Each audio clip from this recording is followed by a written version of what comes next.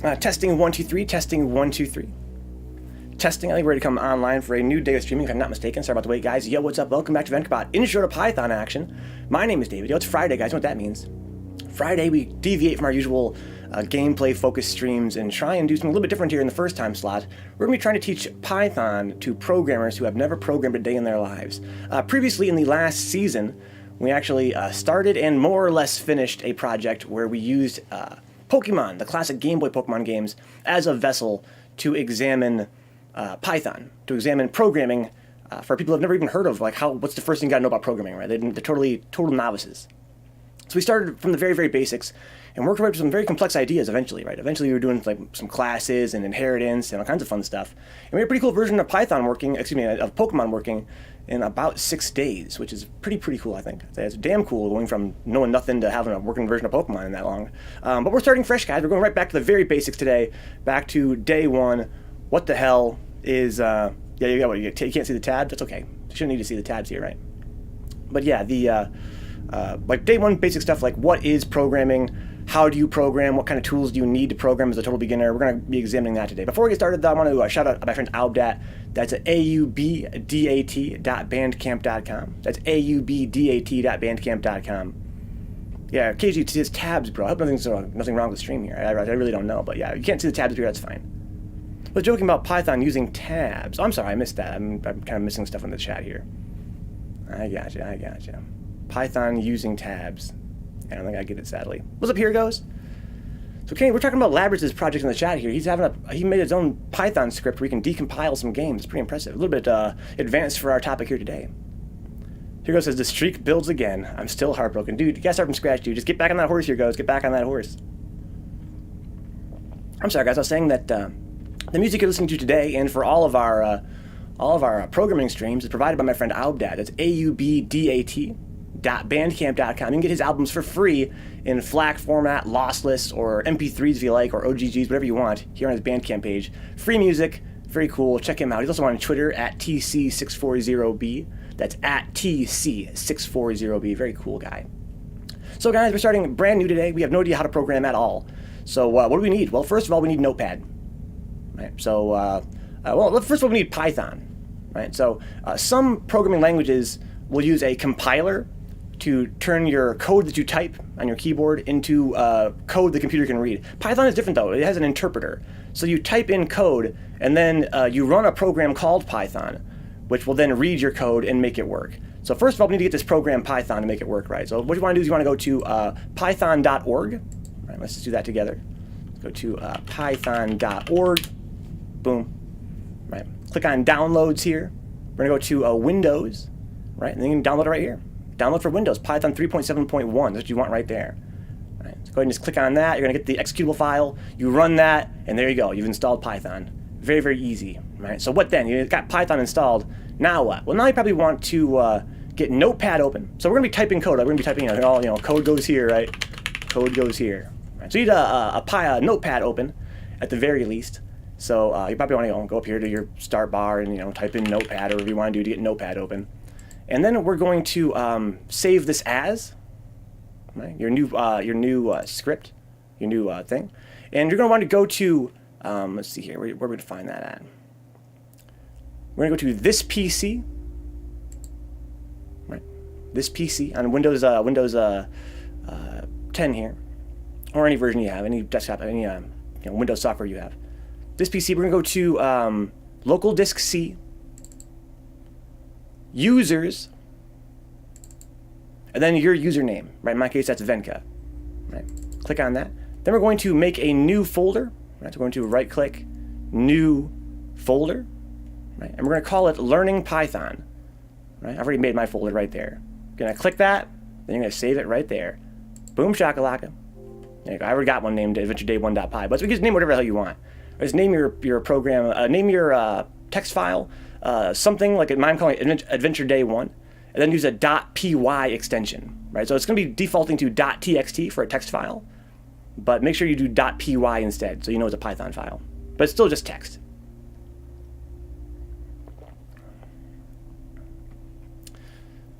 Curious what nerfs I'd hand out in Third Strike, huh? Interesting. Yeah, I'll get back to you after the stream about that. Here it goes. I'll message you on on Discord about what kind of nerfs I would introduce into Third Strike. I'm not really into buffing. I don't really like games where some people love games that are like really fast-paced and very damage-centric, and very, you know, really goofy and silly and that kind of thing. I like games that are slower-paced. I'm really more of a nerfer than a buffer. I'm a nerfer. Yeah, I think that people in Third Strike are already pretty strong as it is. So we have this empty notepad file here, right? And we've named it something.py, right? So that it's like a Python file, right? Let's go to our start menu here. We're going to launch a CMD. We're not going to hack the CIA today, also. That's actually for our next lesson. The next lesson, guys, next Friday is going to be hacking the CIA. Today we're doing something much more basic, though. We're talking about the very basics of programming today. Okay, so here on your start menu, type in CMD. Right? I'm going to go to the command prompt. Right? Boom. Now the command prompt is a, it's a program that allows you to type in commands.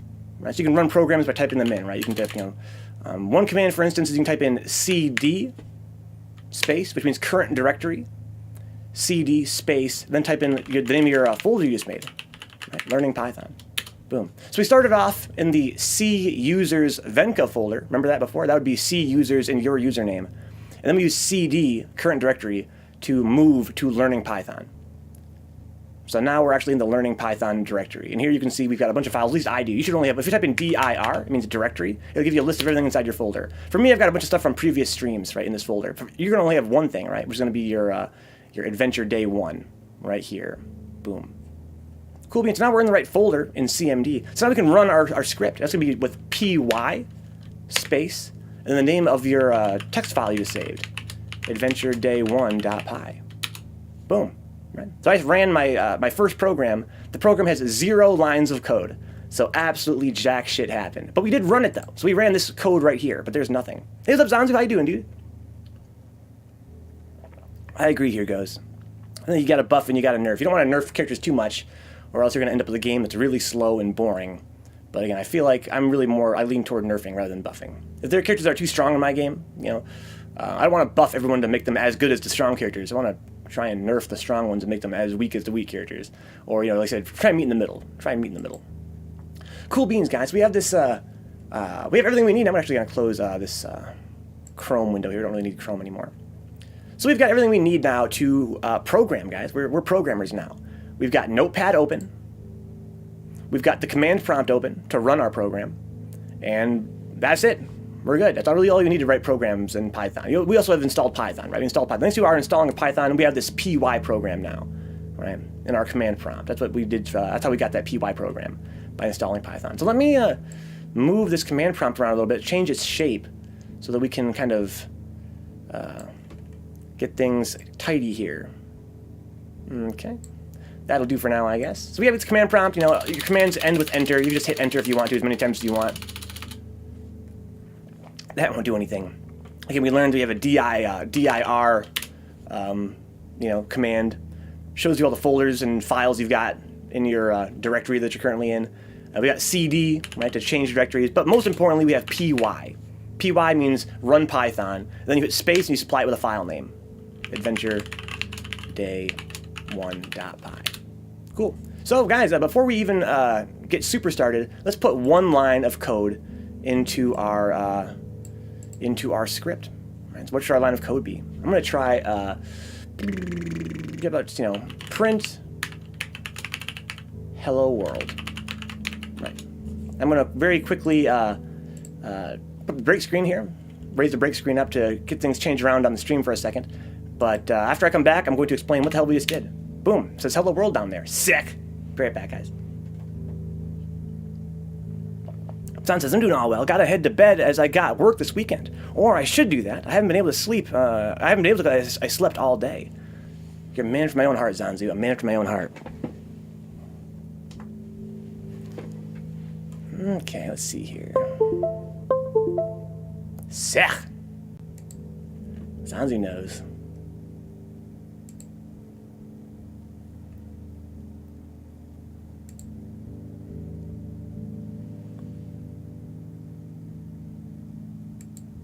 Don't come.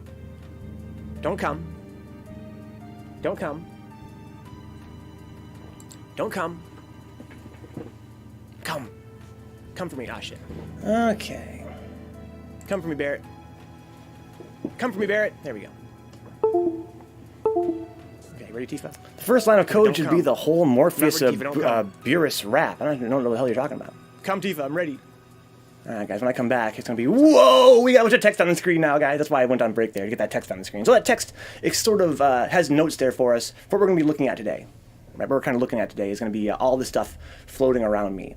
That includes what is a program, right? What's data and its operations, right? What kinds of data can we use? And how can we use blocks of code to make our programs more interesting? All right, so let's go back to our adventure day 1.py. So again, people that are not programmers tend to think that it's something really, really complicated. Really, all you need is Notepad and a keyboard. So before we continue, let's look at this first line of code that we have here. It says print, and then it says hello world. And when we run this program, I'm actually going to type CLS here to clear my screen, and then run the program again, boom. And we have, all it does is it prints off hello world onto our command prompt. It doesn't actually print it on paper, right? But it prints it on the command prompt. Happy you feel that way, Zanzu. Those an Eric and Andre show stuff. I've never watched Eric and Andre show. I hear it's pretty good. I've watched clips from it that I enjoy, but I've never actually seen the entire show. From start to finish. Okay, cool. So let's figure out why this works the way it does. Well, what we're doing here is we are calling a function in Python. Now, when I say a function, I'm talking about a named command, right? So the name of our command is print, right? And what print does is it puts some text onto your screen for you, which is kind of cool. That's why we use print hello world to print off hello world onto our screen, right? And when you call a function, you put parentheses after the name of it. So print is the name of the function, but if you want to use print, you put those at the end. Right. So now we're actually calling print already. What this does, it prints a blank line onto your screen. If you just call print, it puts a blank line on there. But functions will take arguments as well. And when I say an argument, I mean data that you give to the function so it can do its job better. Right. So here with no arguments, print just prints a blank line on the screen. Right. But you put your arguments between the parentheses, so we can print off, print this. Now print has one argument, right, that goes between the parentheses when you're calling it, and you give it some data to do its job with. Right. If we put in print this, go back here and hit the up key on our keyboard, boom, the up arrow. That'll give us our last command, which was Python and our script. Hit enter, boom. See, print this. So all we did was we called one line of code. All it has is a print function call. Right? We're calling print with this argument, this little textual string here. So I've heard it's a pretty crazy show. Yeah, Eric and Andre. Here goes, could you potentially code a real video game with Python? Yes, here goes, you definitely could. In fact, many have. Many have programmed real video games in Python. But Python is it's not the fastest language around, but it is, in my opinion, the easiest language to learn that can do anything. Right? Python can do anything. But it is not the fastest language in the world. You're probably not going to see like a AAA game running with just Python, that's for sure. But it is very, very useful. Hey, what's up, Dix? It says, stream was pretty dead to me. Wow, Dix. Wow. What's up, dude? You're here pretty early, homeboy. Okay, guys, so we have our first line of code ever, right? And it's a print statement, right? We're calling print here. And all we're doing is we're naming print. We're saying, hey, listen, I want to use this function called print. We're giving it some parentheses to feed it some arguments. And inside we have one argument, which is a textual string. Now there's all kinds of cool kinds of data you can use in this crazy game we call programming. We have textual strings, which are, like text, basically. And you can always tell a string or text because it's surrounded by quotation marks. As you can see here, if you look at our code when it ran, it doesn't actually have quotation marks here, right? It just says print this. That's because the quotation marks, they're not really shown. They are rather, they're telling Python, they're telling it that it's text. So you put quotation marks on both sides of your string to let Python know that it's a string, that it's text. Now, yeah, you could make your own fighting game in Python. Here goes, easy peasy. Easy. With a few weeks of training. I'd like to do that one day on stream, too. The thing is, I sort of like to focus more on the very beginner stuff, right? We're not really doing a lot of graphics yet. We're mostly focusing on textual stuff here on Intro to Python. But one day I would like to make a more involved graphical game in Python with you guys. All right, so we got our first function call ever. Let's print off more stuff. You know. Print this too. Right. And then print this while you're at it. There you go. Now I've got 3 lines of code. Right. As you can see, every line of code is put on its own line in Notepad. Right. And then you basically can run print or whatever else you want to do kind of the same way. So here we have 3 print function calls on 3 different lines. And each one has its own a different argument, right? A different string for its argument, some different text. So the first one says print this. Then the next thing that gets run is another print statement. It says, hey, print this too. And then finally we have one more print function call, and then print this while you're at it. Let's run this code here and see what happens. I think you guys can probably guess what's going to happen here, right? Let's see here. Okay, so we got 3 things that printed off onto our screen here when we ran our code.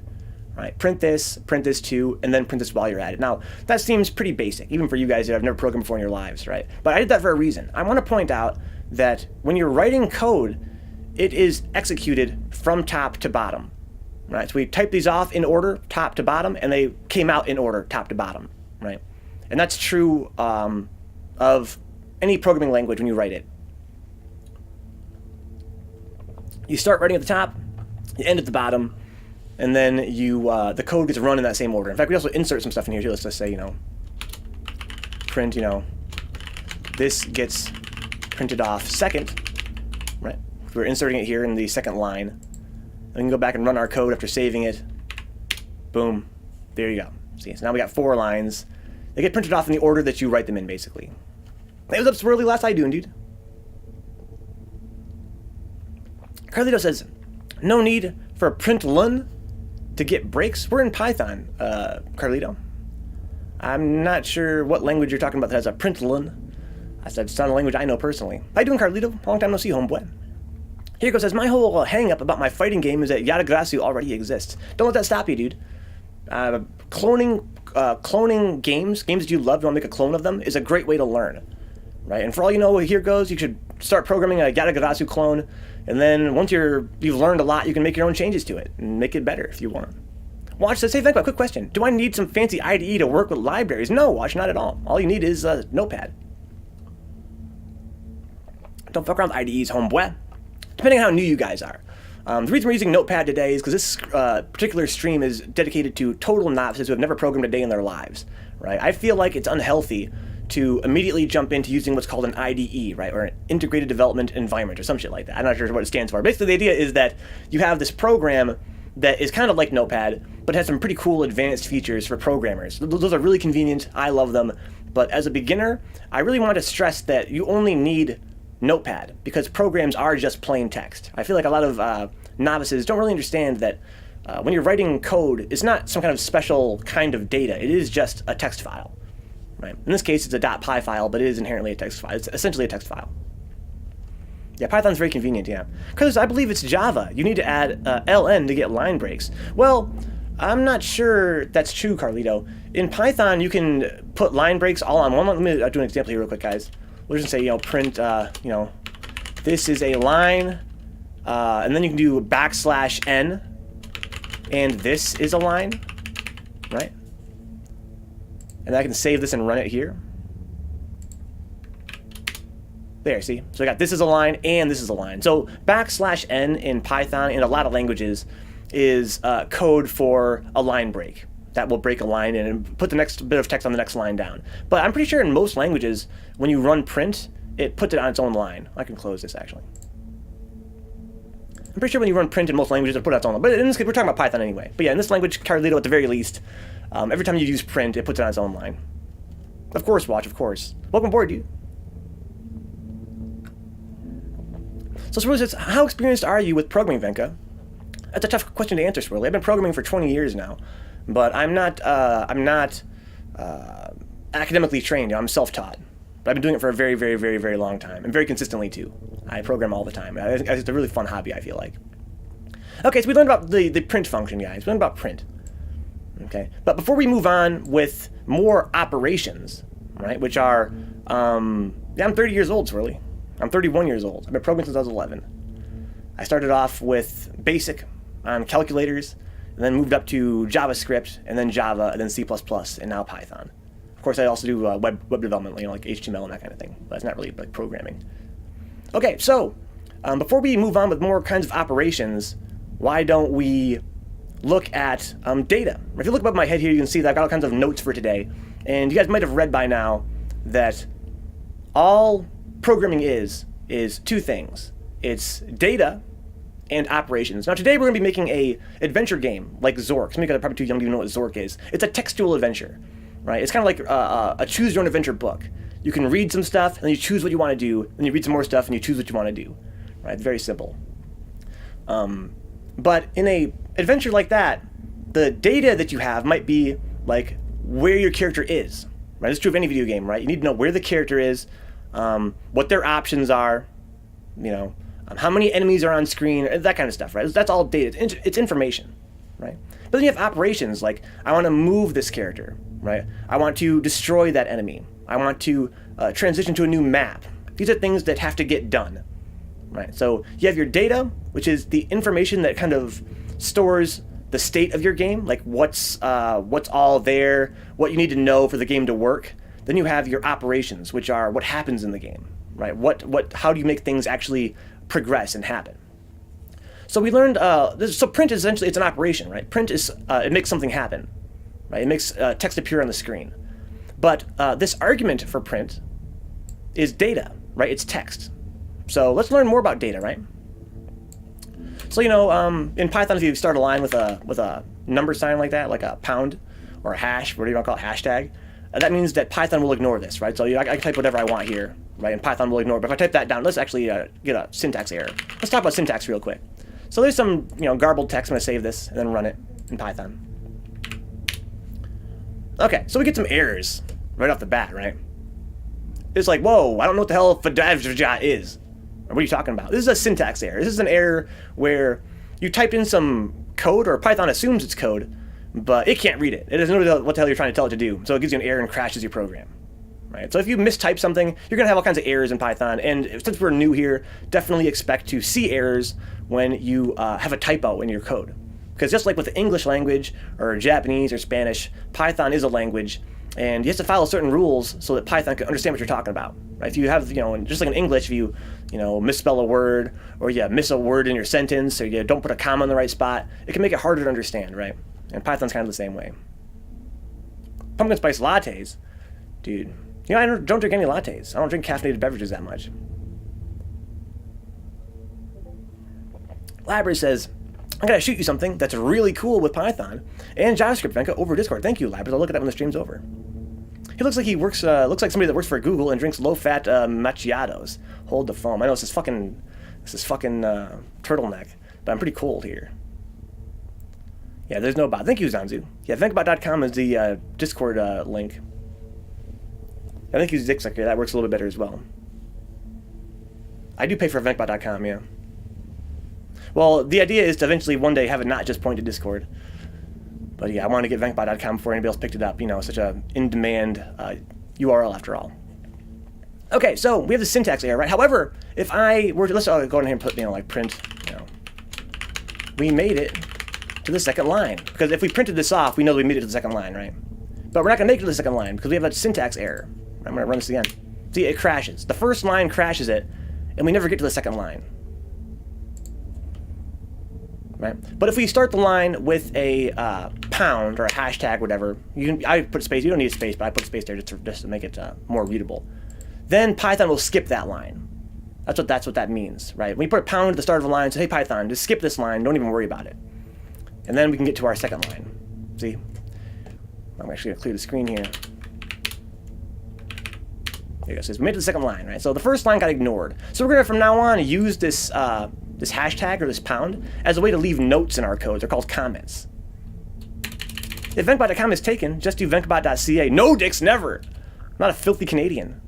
Well, he could code his own bot and have it in the chat to put out some links connected to commands. Yes, I could. I would like to. In fact, I actually have a bot that I wrote myself, but it's not really ready for prime time yet. I haven't really had time to work on it the way I would like.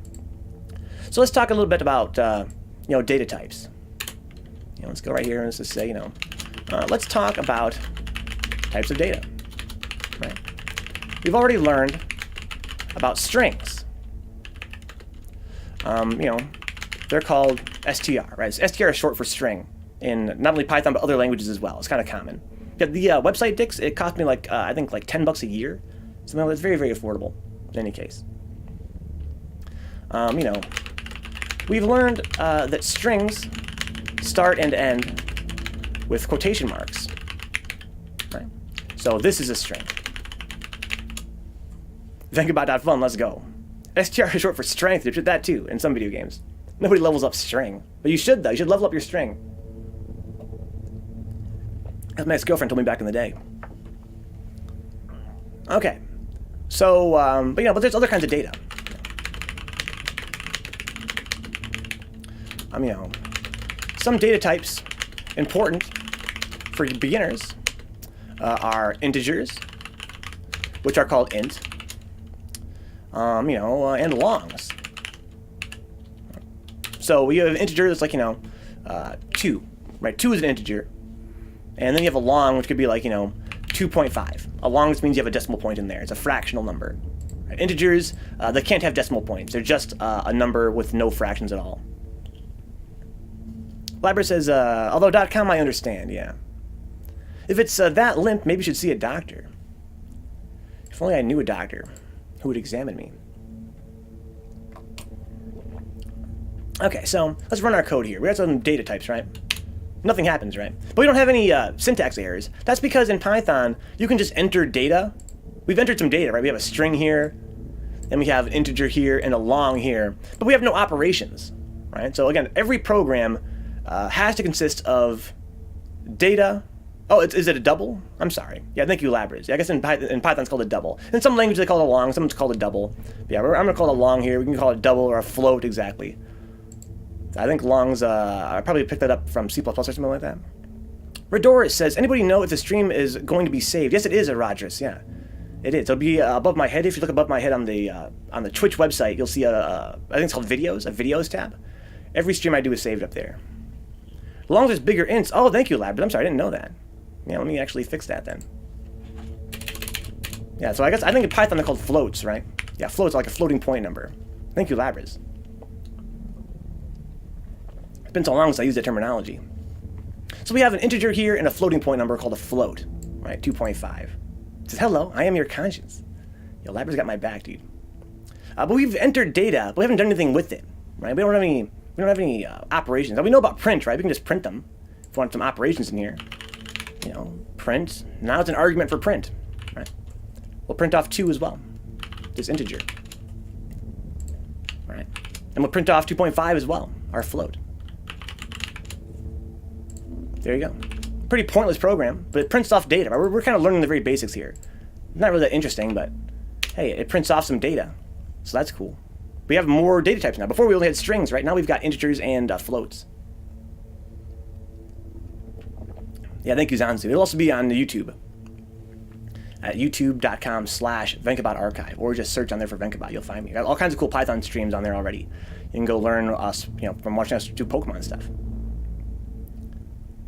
Okay, so, you know, so we got some data types. Right? We have strings and integers. That's really all we need right now. As beginners, all we really need is text, which is strings, and integers. You can even ignore floats for now. Fuck floats. Right, they're confusing. I thought they were called longs, but I was wrong. Fuck them. Right, so we just need integers and strings. So, how are we going to use these? Well, as game programmers, this is a textual game. So we're probably going to need mostly just strings, right? Don't really need to do a whole lot of math, which is what integers are good for. But we are probably going to need to know how to do things aside from just print. Right? We only know how to do one kind of operation right now, which is print. Why don't we learn about assignment? Right? Assignment is when you take some piece of data and you give it a name.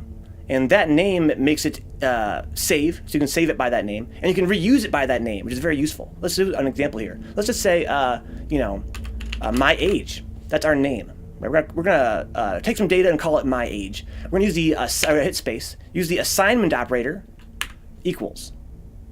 Right? My age equals 31, an integer. So now we have taken this piece of data, and using this little equal symbol, we have assigned it this name, my age. Right? And we can do all kinds of fun variables too. We can do like my height is 6 feet tall. My name We could have a string, David, right? So we have 3 what we call variables now, right? Which is a named piece of data. And we can use these as part of our operations. So now we can print my name, right? So let's run this code and see what happens. It prints off David, right? So before we were actually using strings in here, right? We put, put a string here. And we're still doing that. But instead of entering the string directly, we're calling it by name. Right? We can do the same thing for my age. Right? We could put in 31 right here, right? And print off 31. Or we could call it by its name, which is my age. We gave it this name right here. Right? That's kind of convenient. What's crazy about named data, variables in other words, they're called variables because the data inside them can vary, right? Is that they vary. So we can go, I can print my age right there. Let's just print my name to make it more clear. All right, so I'm going to get rid of these other ones too here. So they're lines. I don't need these lines anymore. So we have this variable my name. It points to a string called David. And we're printing it off. But we're also going to then change its value. Right? Now let's see what happens here. So we're making a new variable called my name. And we're assigning it the value David. Right? It's a string. Then we're printing it off. Right? Printing off my name. And then we're changing the value of my name. Okay. So what do you guys think is going to happen here? Well, here's my theory. My theory is that it's right from top to bottom. Right? Python reads code top to bottom. So we're going to make a new variable called my name and put David there. And then we're going to print it off onto the screen. So it's going to say David on the screen, right?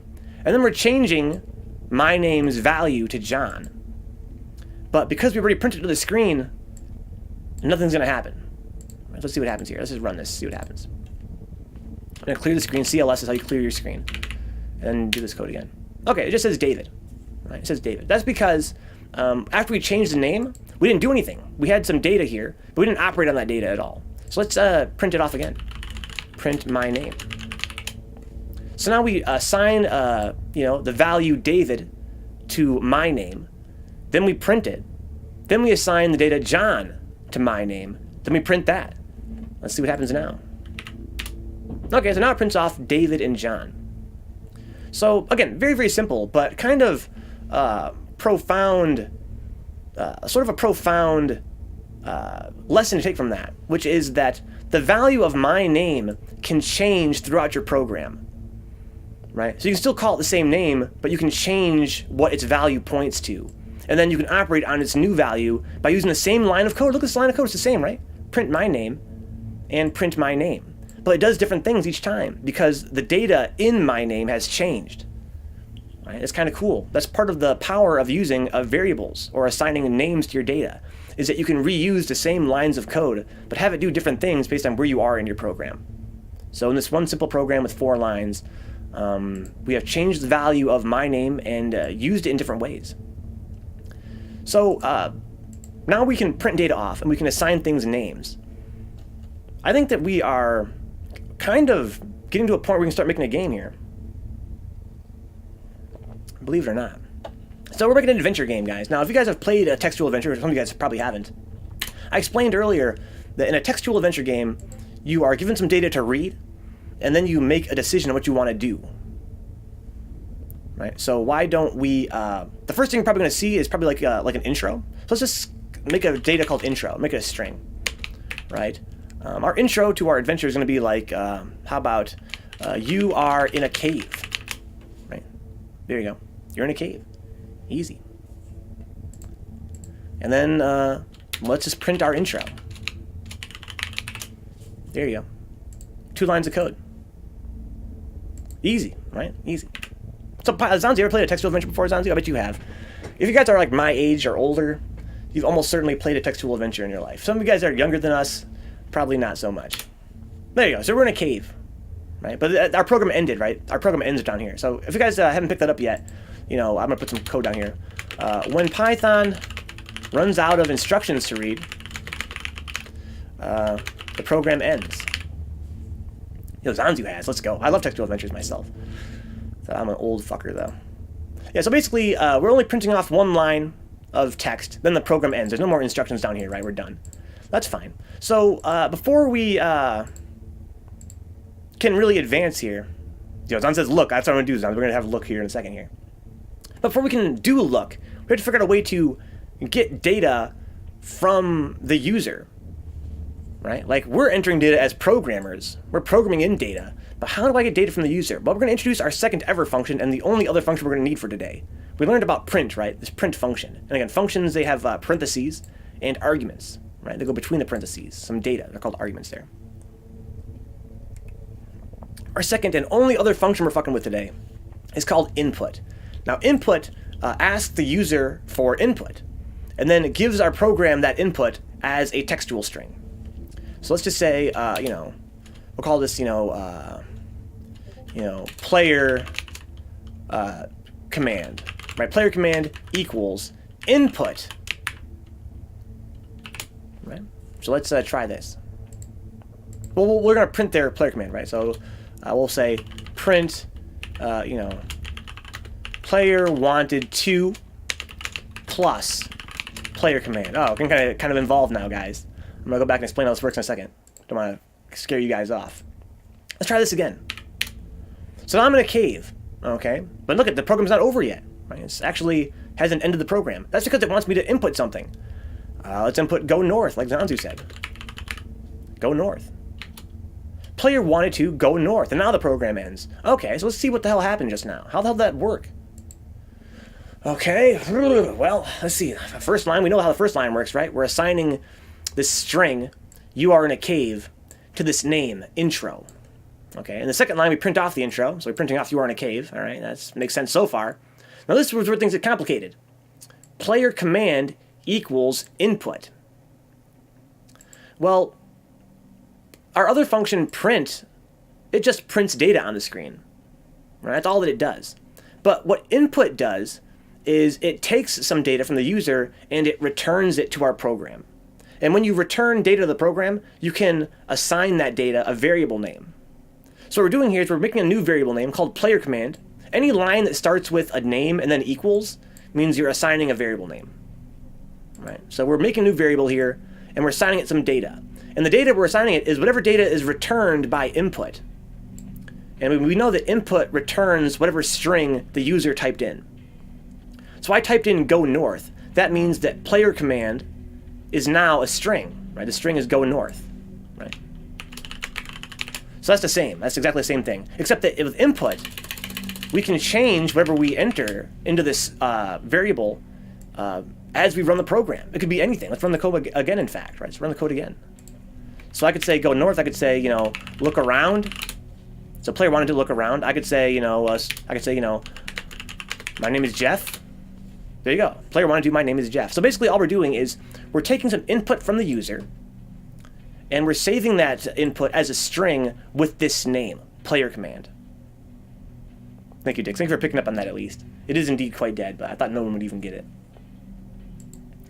So after that, we're printing one more line, which is player wanted to, and then the player command. Now, this is kind of a complex line. So before we talked about, we haven't really talked about addition at all, right? So we can actually add numbers together in Python, just like you'd expect. I mean, we could print off 1 plus 1 and have it be 2, right? But you can also add strings together in Python.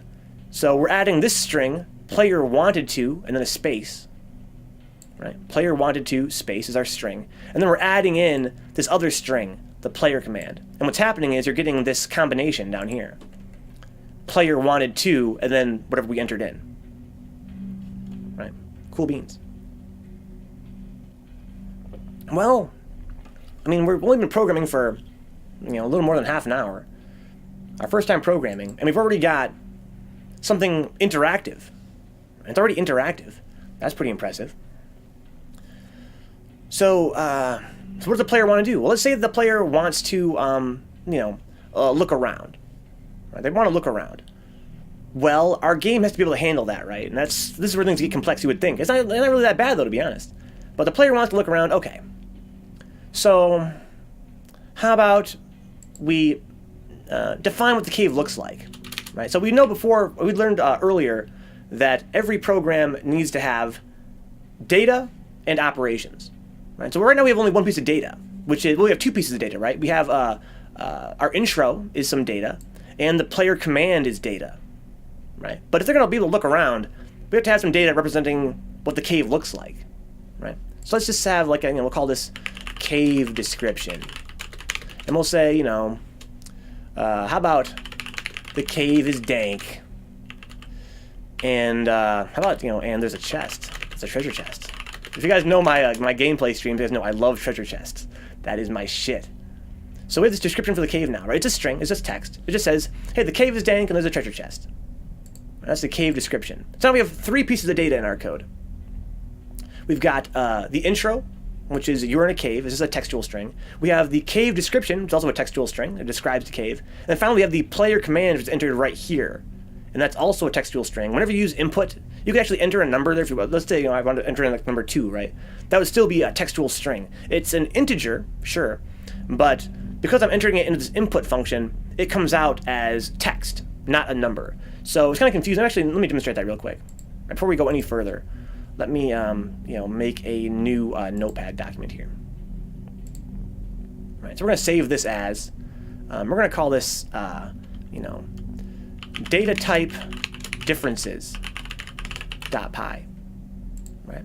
So we're going to print off 1 plus 1 as the one line of code in this new script. What's up, Joke Andre? What about the main function? The main function is just a fancy term for your overall program, Joke Andre. And so in our case, this is the, excuse me, let me reopen that.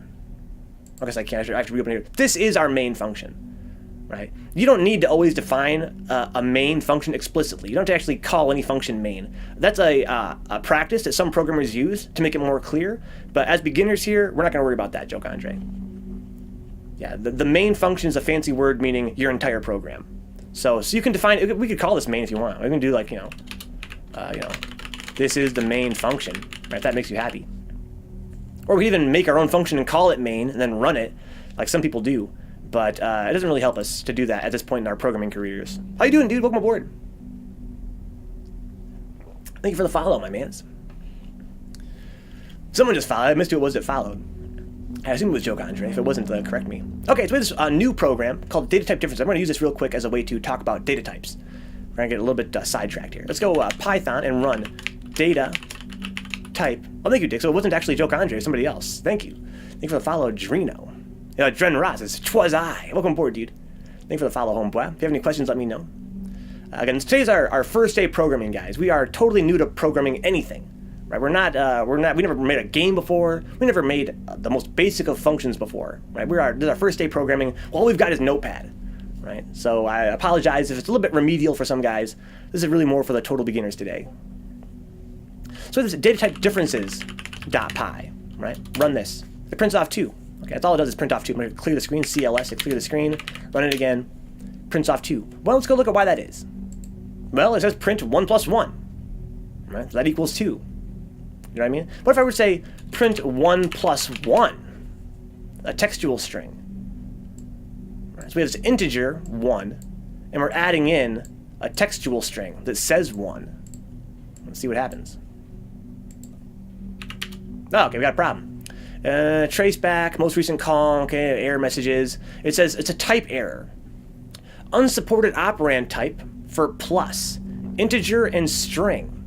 Okay, so it was trying to say you can't add an integer to a string. All right. Well, what if I were to add 1? Right. So we have the integer 1 plus a string that contains 1 textual character, which is 1. What happens then? Well, some of you guys already know, right? Some of you guys are pretty smart. You already know what's going to happen. Let's try it anyway. Well, that's the same fucking error. Right? You cannot add an integer in a string. Okay? So even though the string only has a 1 in it, that 1, it looks the same to us, but as far as the computer is concerned, it's a different thing entirely. It is not a number, it's text. Right? In fact, what if we added in 1 plus 1? Well, before we even do that, let's add in, my name is plus Slim Shady. Right? My name is Slim Slim Shady. Let's run this. Okay, that works, right? So when you add strings together, it just combines them. So we have one string, my name is, and one string, Slim Shady. We add them together, we get my name is Slim Shady. All right, so it stands to reason then that we could add two strings together. We could add 1 plus 1. What do you guys think we're going to get? 2? Probably not, right? What do we get instead? We get 11. Right? 1 plus 1 is 11 if you're adding in strings. Because strings, when you combine them, they just get squished together. They're not the same as numbers. They're not the same as integers or floats. Right? They're treated totally differently. I wanted to point that out. So when we take some input from the user, even if I type in 1 and hit enter, that 1 that I get back is not the number 1. It is some text that says 1. Hey, welcome back, Darker Cosmotica. We had Darker Cosmotica last week. Pretty cool guy. Let's open this. Open our other program here. We want our Adventure Day 1. Here we go. Sorry about the sidetrack, guys. I want to point out that with this input function here, this input function right here, we always get a string back. If we type in the number 1, it doesn't matter. We still get a string back. It comes back as not the number 1, but a textual character 1. Right? No, Vec. 1 does equal 1. 1 doesn't equal 1, though, as a string, though, right? 1 does not equal the string 1. Welcome aboard, Vec. Okay, so we've got this very simple program now. Again, let's review real quick here. We have 3 pieces of data, right? The intro is a string. The cave description is a string. And then we have this player command here, which is the string. And our operations we're doing, again, every program is just data and operations. Right? The operations are a name assignment. We're assigning a name here. Another name assignment. We're assigning a name here. We're printing off a string. We're getting input from the user and assigning it. And finally, we are combining 2 strings and printing them. Right? So we have our data, we have our operations. That's our program. But now we need to figure out how we're going to take the user's input. And if they want a cave description, give it to them. Well, first of all, let's just be real basic. Let's just print it. Right? We're just going to print off. We'll say, player command, and then we're going to add in the player command, so we can print off that data. We're going to print off the cave description. Right. Okay, so let's run this code down and see what happens. If you guys are new here, just kind of joining us in the middle of our stream, we are making a textual adventure, kind of like Zork or other choose-your-own-adventure kind of games you might have played, maybe in a book format or maybe in software. Let's do py day 1, Adventure Day 1, right? It's the name of our script, adventureday1.py. We're just entering the name of our text file there. Boom. You're in a cave. It wants input. Look around. So say, my command was look around. The cave is dank and there's a treasure chest. All right, so that worked. Cool. Except that if you look at our program here, again, programs are always read from top to bottom, right, guys? They're read from top to bottom. So yeah, it gets the player's input right here. Right? It gets their input, and it prints off what that input was. But then it always prints the cave description. So our program doesn't really work, right? Let's do this. Let's just say, this. You're in a cave. I want to leave the cave. Right? Well, it doesn't matter, right? It always prints off the cave is dank, there's a treasure chest. It doesn't matter what we type in there. How can we change that? Well, we have to introduce a new idea. Our program is basically interactive now. Think of the follow Digital Tripper Zero. If you guys have any questions, let me know. Guys, we're a 40-hour-a-week gaming stream here. Believe it or not, I usually play a lot of video games on this channel. Only on Fridays do we do programming. So if you see me playing some Street Fighter or playing some Metal Gear Solid, do not panic, guys. On Friday, we are programming every Friday. So our code is interactive now, right? Which is pretty impressive for a day 1 of programming. We have this input we take and we print it off, so we can actually interact with the program in some way. But the program doesn't react to what we do.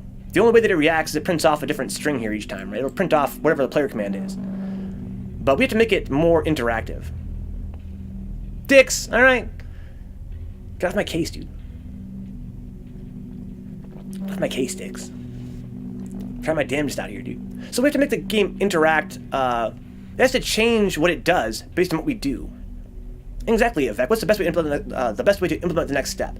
Well, I mean, we're not going to always learn the best way to do things, guys, because we're going to learn the simple way to do things first. If you follow the stream in the coming weeks, we're going to learn more and more powerful tools over time. But starting off, we're going to do things very simply. What we're going to do here, Vec, is we're going to 10,000 lines of switch case. In this case, that's what we're going to do, Vec, today. But we're going to learn more complex, but also more powerful ways in the future. But right now, we're going to say, if the player command is equal to look around, then print this. Okay, so this is different now, right? Something we haven't looked at yet. What the hell does this code mean right here? Well, we're looking at code blocks, right? Where's this? Was it right over here? I think where my cup is about. We're talking about code blocks, right? If you look at my notes here. I mentioned my notes, which are kind of swirling around my little face cam, that when you indent code in Python, here you have an indentation, right? That means this code will only run under certain circumstances. So previously, our code has always run from top to bottom. Our code's always started at the top, and then it flows downward, right? Every line is read in order. But now we have a new idea, which is that some lines might not be read, right? This code right here, print cave description, is only read if this is true. So we're saying, if the player command is equivalent to this string, look around, then do this code. Right. So the way this line works is that we start off the line with if. That means we're making a logical fork in our road, right? It's a fork in the road. Something's gonna maybe happen, maybe not, right? When you start a line with if.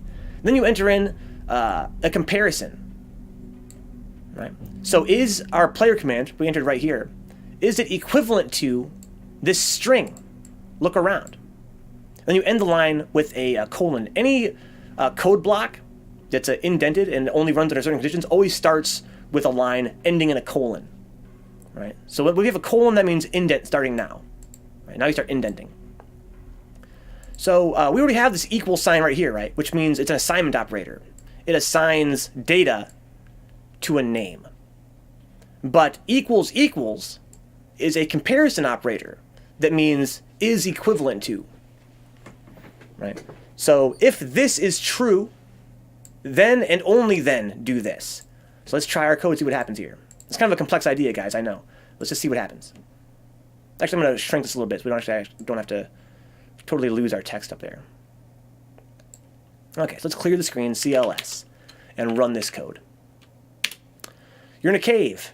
How about we do a dance? Enter. Player command, do a dance. And then the program ends. Nothing happens. Okay, so we got down to here, asked for input. We printed off what they typed in. And then it says, if player command is look around, well, no, player command was do a dance. So I guess this never actually got executed, right? Because this wasn't true. Player command was not equivalent to look around. Player command was do a dance. Okay, cool. Well, let's try it the other way. I want to say look around. The cave is dank, there's a treasure. Oh, hey, look, it works. Okay, so when I typed in look around, that meant that player command was equivalent to look around. That means this indented code ran. Otherwise, it didn't run at all. Well, that's sick. What if we instead say, how about if player command equals do a dance, we can print off, you performed an amazingly complicated breakdance maneuver. Print what style. Okay, so now let's try this other thing. So now we have two if statements, right? Two different if blocks. If the command is this, do this. If the command is that, do that. Right? Let's try to see what happens here. Let's see how this works. Okay, so run our code again here. Let's look around again. I'm going to cave, look around. Okay, so the cave is dank as a treasure chest. All right, I'm going to clear the screen here. Now let's do a dance. Hey, look, it's easy. As you performed an amazingly complicated break-ins maneuver, what style? So now the game is truly interactive, right? Whatever I type controls what happens, because we have this sort of forks in the road here, right? If it's, if the command is this, then do this. If the command is that, then do that. Okay. Sick. Before we advance, though, guys, let me talk a little bit about the input function. Okay. So far, we've only used 2 functions. And that's going to be true to the end of this stream. Thanks for the follow, Mountain Bed. It's a really cool handle, Mountain Bed. Kind of romantic. Kind of poetic. I like that. Welcome aboard, dude.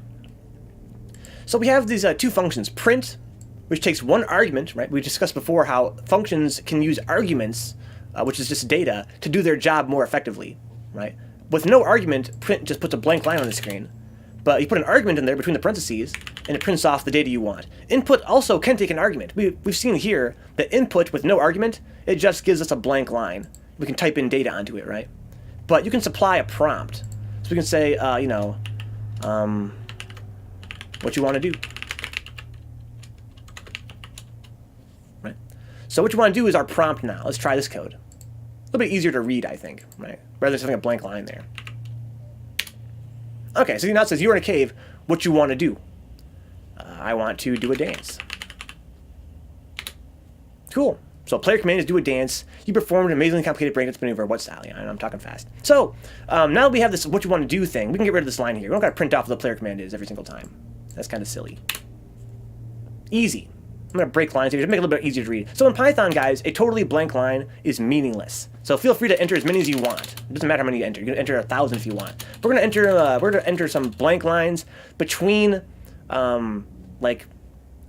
related pieces of code, right? So we have this assignments up here. Here's our assignments. Then we have some code that executes. Then we have our if statements, right? So we're kind of breaking up that way. Just make it a bit easier to read. You can have as many blank lines as you want. It doesn't really matter. Put them wherever makes it easier for you. Just sprinkle them in there. So, here's a problem we have though, guys, right? If the player enters look around, then this happens. Cool beans. If they enter do a dance, this happens. Awesome. But what if it's neither? Well, let's find out. I think you guys already know what's going to happen. Let's just try it anyway. What you want to do? I want to, leave the cave. Okay, well, the program ends. Nothing happens, right? Because the player command was not look around, and the player command was not do a dance. And that's all we test for, right? So that's it. The program's over. Nothing happens, all right? Well, that kind of sucks. I want to give the player a message saying, you can't do that, right? You can't leave the cave. You can't, open the chest yet. You can't do anything. So how are we going to let the player know that? Well, here's how. Okay, I'm going to get rid of our do a dance code for now. We're going to examine a new kind of code block. Right? We have the if code block, which means this code only runs if this is true. We're going to look at the else code block. Else, and again, code blocks always start with a colon. Right? So here's a colon right here. If player command is look around, colon, here's your code block. Else, colon, a new code block. Print, you can't do that.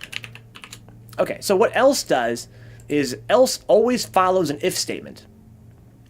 And it says, run this code if the if above did not run. Right? So we're saying, hey, if this player command look around, then do this. If that's not true, then do this.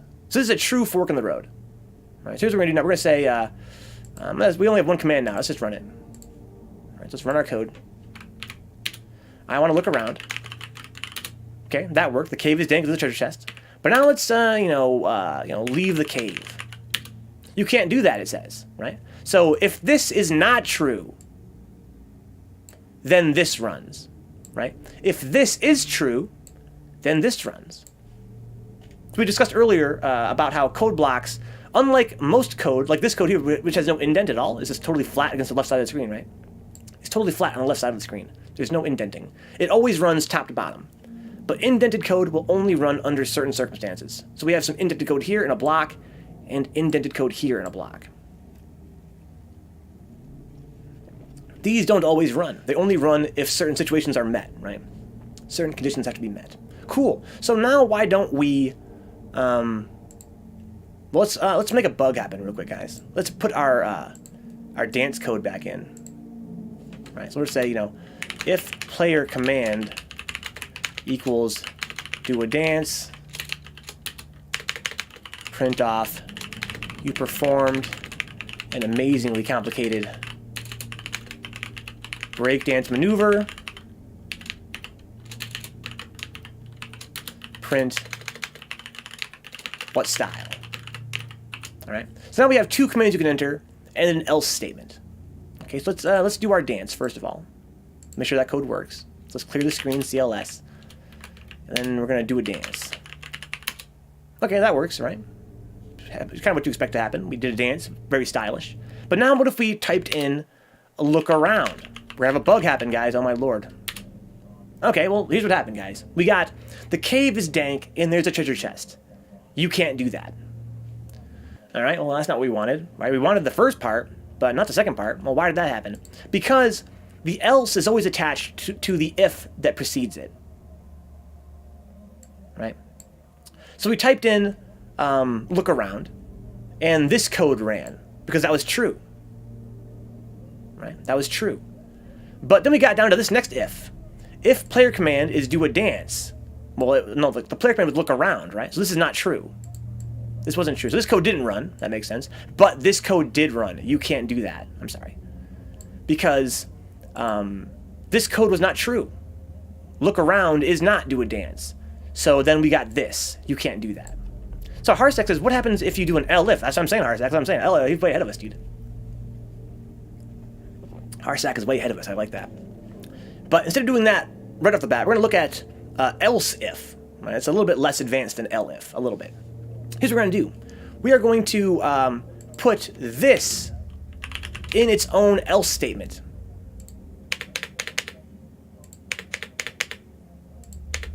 Actually going to get rid of word wrap here. Okay, guys, so now we are indenting even deeper. Right, let's examine how this works. Hey, what's up, Starkey? How you doing, dude? Also, welcome aboard, Harsec. Welcome aboard. Okay, so now our code has much more indenting going on, right? Let's examine how this works. Now we're going to ask, what you want to do, right?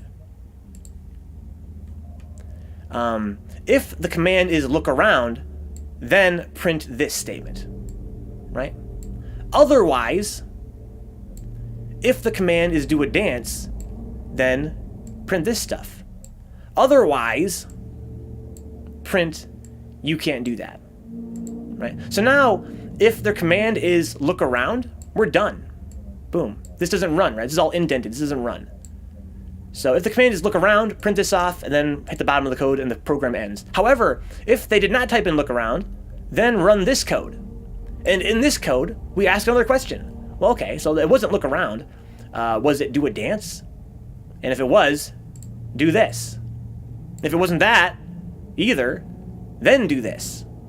Right? And we could keep indenting and indenting and indenting. In fact, we're going to do that real quick. So let's just say, if it was look around, then print the cave description, right?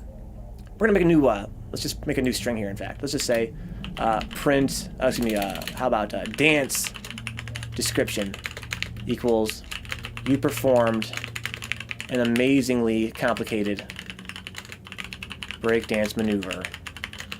What style? That's our dance description now, right? So now we can actually just put this down here.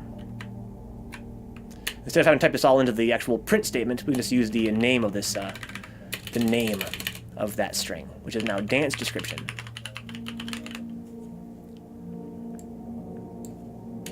Right. In fact, we're also going to name another variable. We're going to name another variable called error message. And that'll be, you can't do that. So now up here on top, we're defining all of our variables, right? So we can actually just refer to them more simply down here. There you go. So now let's add in another command. Why don't we add in like an open chest description, right? Let's say, open chest description equals, there is a key in the chest. Sick! That's so exciting. Yo, let's go, dude. I love getting treasure. Watch says, what's the ambient sound you have running in the background? This is my friend Albdat's music. That's at bandcamp.com / excuse me, that's albdat.bandcamp.com. All right, so you go to aubdat.bandcamp.com. He's an ambient musician, a kind of some creepy, sort of cold feeling kind of music. It's kind of swelling. I find it's really good for programming and homework and that kind of thing. I definitely recommend it. It's totally free, guys, at his website, albdat.bandcamp.com. Go check him out. He's a friend of mine. Very cool guy. Oh, thank you, Dix. Dix is too fast. Dix is too fast. Okay, so now we have this new description, right? It's open chest description. So why don't we say, if the commands look around, then do this.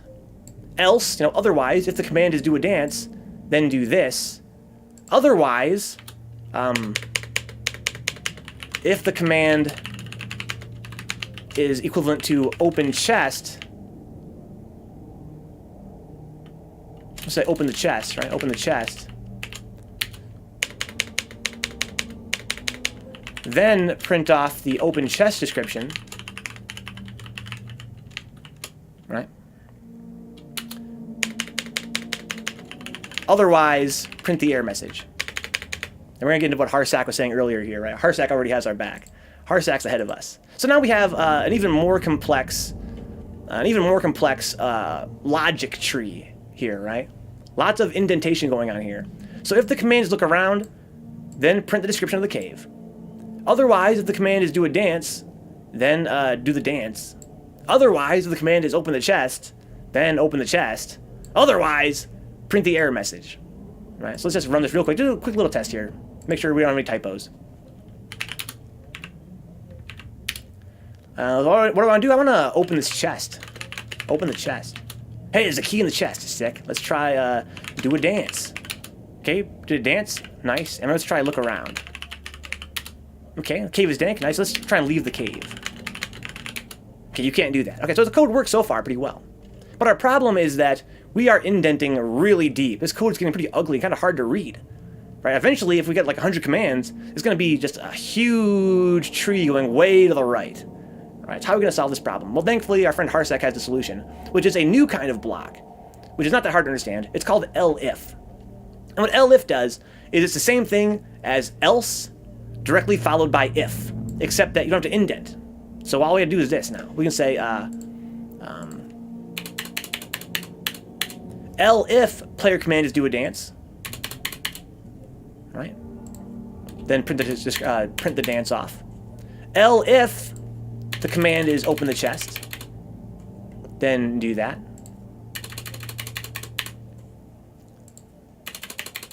Else print the error message. So now our code is way easier to read, right? So basically, we had a bug before. Remember that bug where we would have else at the end, and it only would trigger with the if above it? That was our bug, right? We've solved that bug now by using elif. So we're saying, hey, listen, if this is true, then do this. Else, if this is true, then do this. Otherwise, if this is true, then do that. And then finally, if none of the above is true, or if none of the above is true, then do this error message.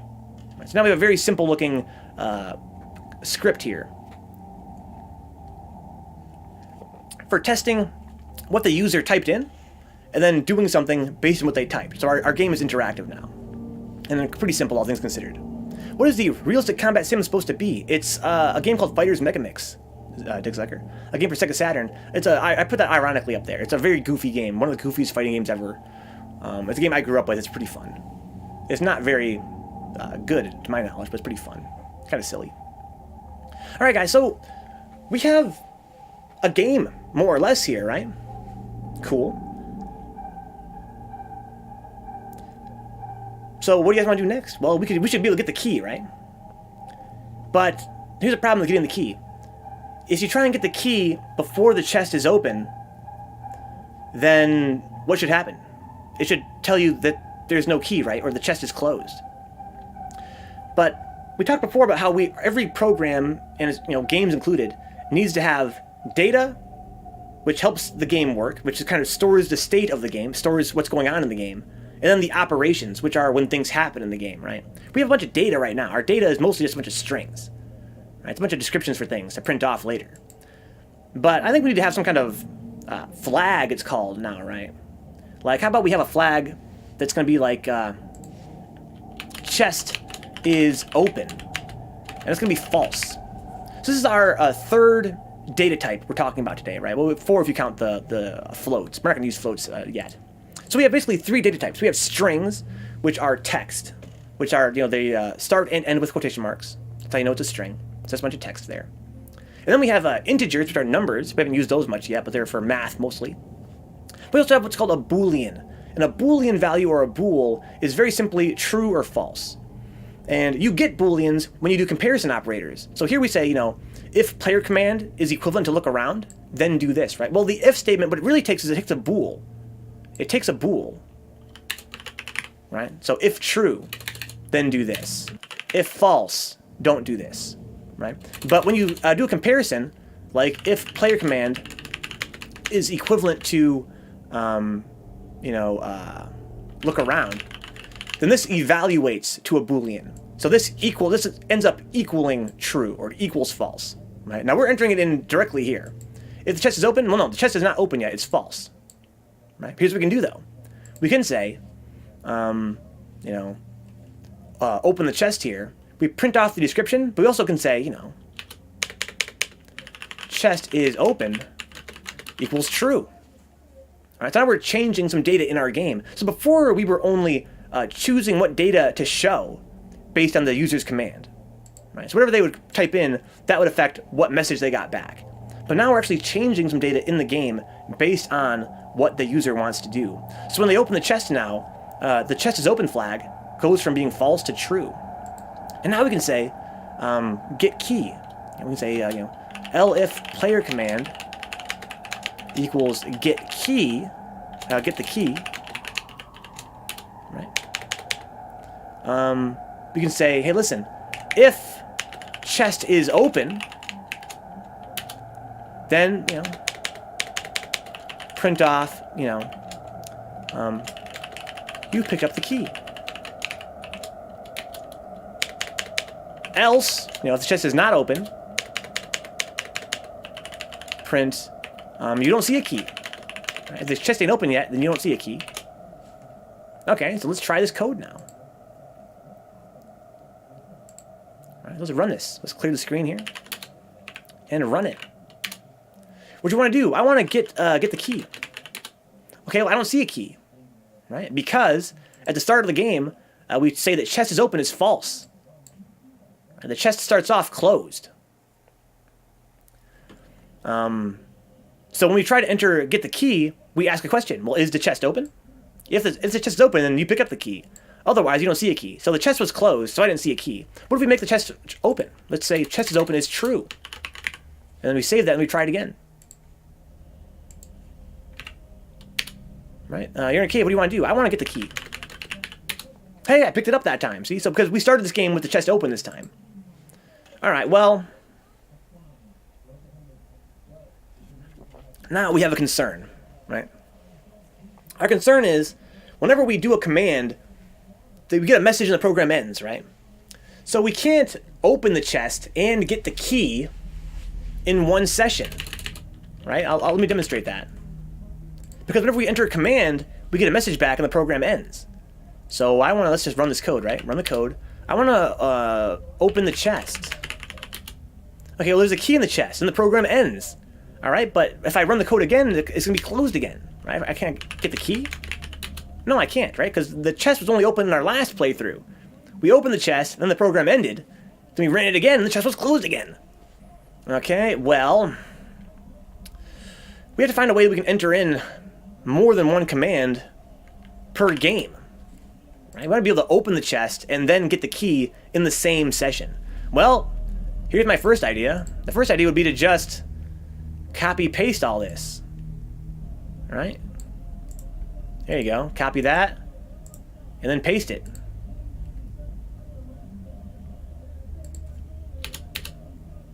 All right, so here's what happens now, guys. Now we get asked twice what we want to do. We say what you want to do. Okay, well, we can look around, we can do a dance, open the chest, get the key, etc. And then we get asked again what we want to do, and then again we get the same test. Well, you want to look around, you want to do a dance, you want to open the chest, you want to get the key, etc. Right? And then if we want to do it a third time, we have to paste it again. Let's do it again, right? So now we have 3 commands we can run per session.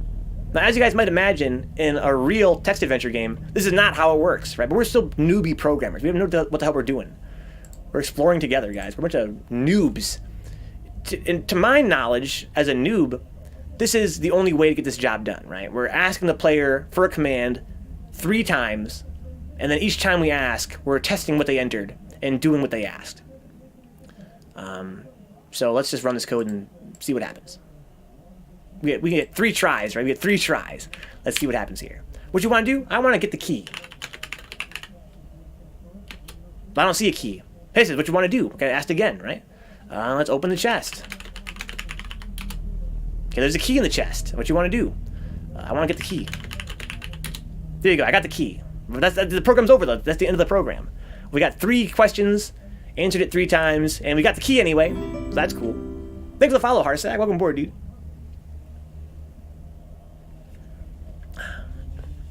And we need to break a blank line between each of these, right? Let's add some blank lines here between the questions.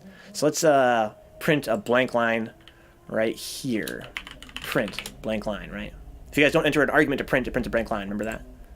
Print blank line. Okay, so we have a pretty long-winded program now that does something very simple. There's got to be a way to simplify this, you would think, right? We're asking 3 times for a player command. Right there, and right there. And each time we ask, we test, for whatever they entered, right? And we do a thing. So that's cool. But what if we want to do it 4 times or 10 times? Or in a real adventure game, it would be thousands of times. You can't just keep on pasting the same code over and over and over again. Well, we can use a code block, guys. We talked before about how code blocks, unlike unindented code, which always runs top to bottom, a code block will run conditionally, right? It'll only run in certain situations. But also, we have what's called a loop, which is a code block that not only runs conditionally, but it will go back to the top when it hits the bottom. It hits the bottom and goes back to the top. So that we can run the same code over and over and over again. So the most basic of loops is a while loop, right? Let's do that.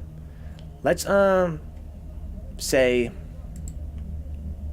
print an intro, right? Then we're going to say while, I'm going to get rid of all this code down here. We're going to get rid of all this extraneous code. Fuck all this shit down here. This is pointless. All right, we're back to only having 1 question, right? One prompt. But we're going to say, hey, listen, while true, do this indented code. We're indent all of our code here. It's going to re-indent it.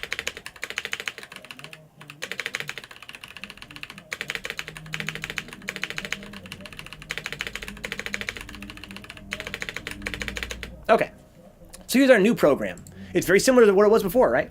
Except that now we've indented all of our prompting and if blocks inside this other code block while true.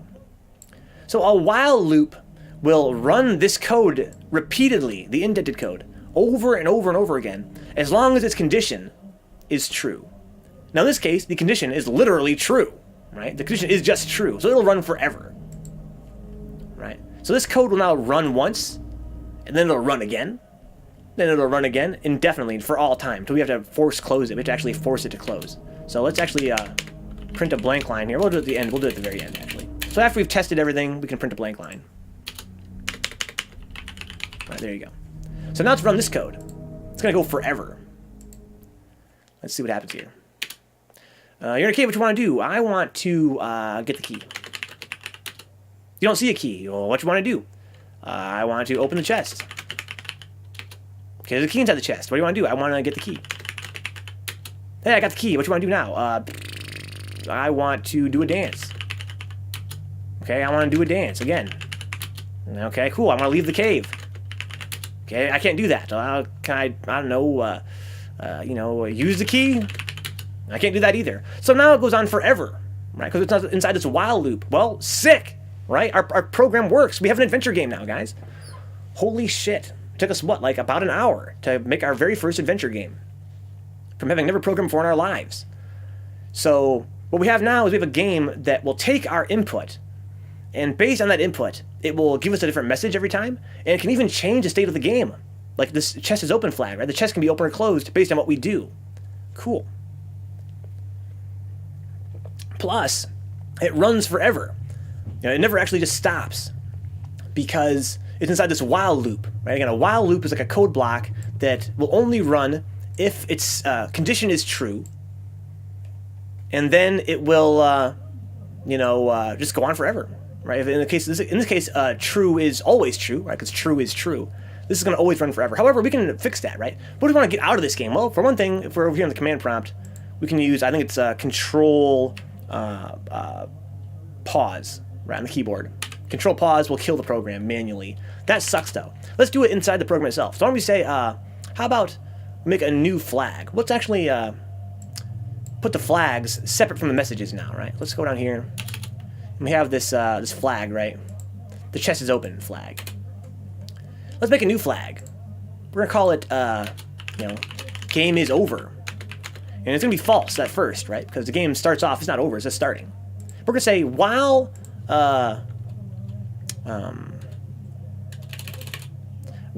not game is over.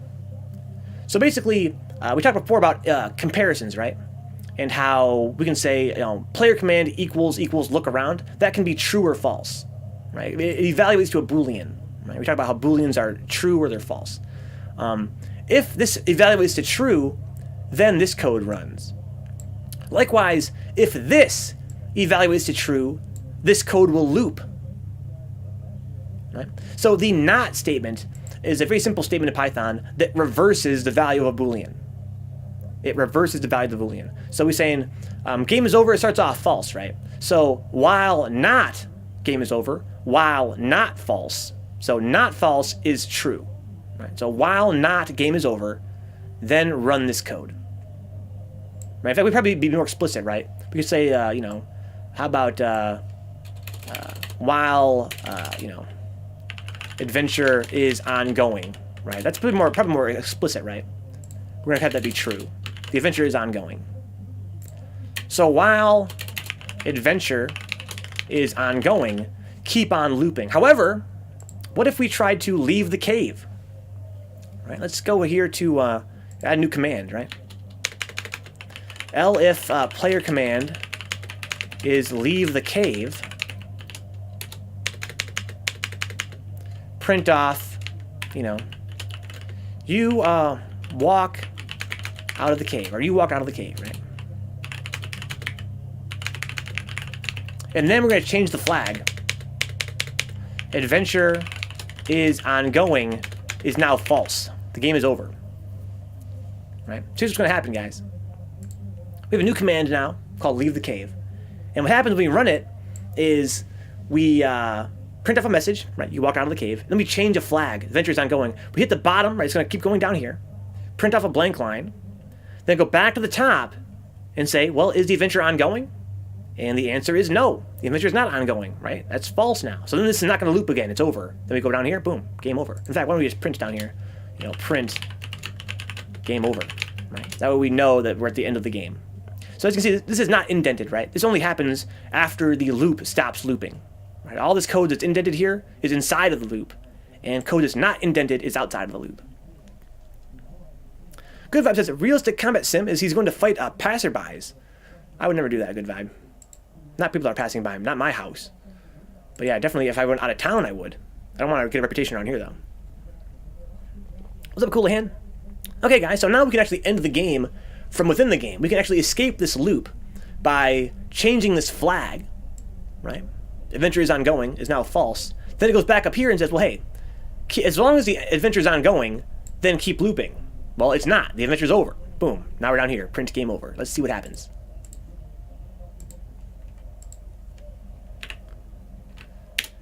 What do you want? You're in a cave. I want to get the key. Okay, I don't see a key. Let's open the chest. Okay, there's a key in the chest. Let me get the key now. Okay, now I want to leave the cave. You walk out of the cave. Game over. There you go. It worked. Right? So we walked out of the cave. And then it changed this flag from true to false. Adventure is ongoing. It was true. So as long as that was true, we kept on looping. Right? But now it's false. So we're not going to loop anymore. So now we're out of the loop. Boom. Print game over. Now we have a complete game that can start and end. Sick. I got some leg sticks. Sure I do. They're kind of weird legs, but I got legs. They're kind of like my arms. And they have hands on the bottom. But I can still walk on them. I still get exercise. I'm going to lower the volume here a little bit, guys. For my song. I like that song, but it's a little bit resonant. It's not really that good for programming as much as the other stuff is. Okay, so we have a complete game now, guys. Well, sick. It's very simple. Look how many lines it is. It's not very many lines at all. In fact, we could actually get rid of some of these lines by just having these strings just be, instead of assigning values, just have them be right there in the line they're in. Right? We should probably just do that, huh? Why don't we just put the intro right here. Print you are in a cave. Right? We're never going to reuse that intro. Basically, if you're going to reuse your data, you probably want to have it in a variable. Otherwise, maybe not. Right? So with the cave description here, we have this, the cave is dank, and there's a treasure chest. I can simplify this, get rid of this line too. We can do a dance right here. You performed a break dance. What style? Get rid of that. And we can say, open the chest, print off there's a key in the chest. Oops. Yeah, there is a key in the chest. Get rid of that line. And finally, this error message, right? Because you can't do that. So in what, like 20 lines of code, we have a fully working game. Our first ever game. Wow. We are young gods, dude. This cave is the dankest. Getting out of your chair does not count as exercise, huh? Are you sure about that? Makes my heart beat real fast. Must be exercise. Alright, so one more time, guys. Let's review this very simple game we just wrote. We start off with defining a couple flags. Right? The chest is open. Well, it starts off being closed, so that's false. The adventure's ongoing. That's true. Right? We started the game. The adventure's ongoing. Then we print off a intro to the game. It says you're in a cave. And then we start asking, we make a loop happen, right? As long as the adventure's ongoing, keep on doing this loop. Right? And the loop is very simple. Just ask the user for input. Right? What you want to do. And then we compare their input to a list of commands, right? We have look around, we have do a dance, we got open the chest, we got get the key, right? We got leave the cave. We compare their input to these strings, and if we find a string that matches, we do a thing. And then we print a blank line to make it easier to read, right over here. You see that blank line right there? That kind of just breaks it up a little bit visually. And then we go back to the top. As long as the adventure's ongoing, right? Go back to the top, and then start all over again. Ask them again what you want to do. And now the game is everything you need in a game. It's a pretty boring game, but it's everything you basically need, right? It's interactive. You can do stuff in it. The game state changes based on your actions. So when you do stuff, things might change. Like the chest might be open or closed. The adventure might be ongoing or not. And then the game's over. Right? Got a beginning, middle, and end. There you go. So why don't we use more flags, right, to make the game more interactive?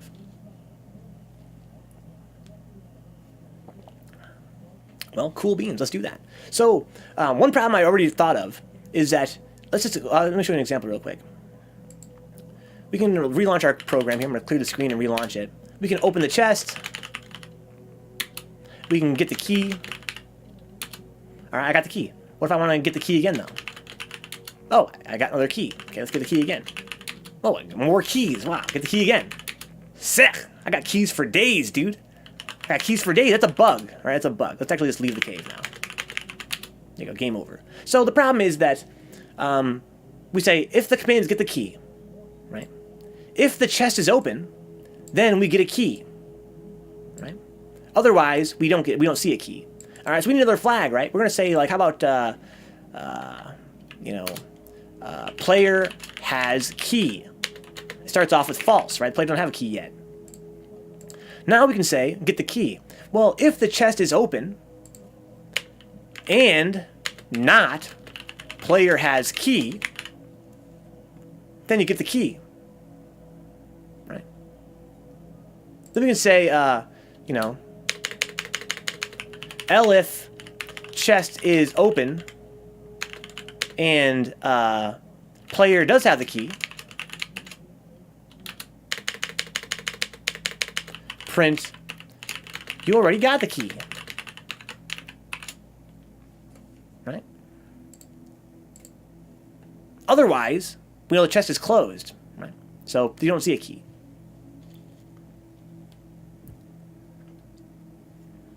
Sweet. Likewise, guys, when we open the chest, why don't we just say, you know, print, you open the chest. There's a key inside.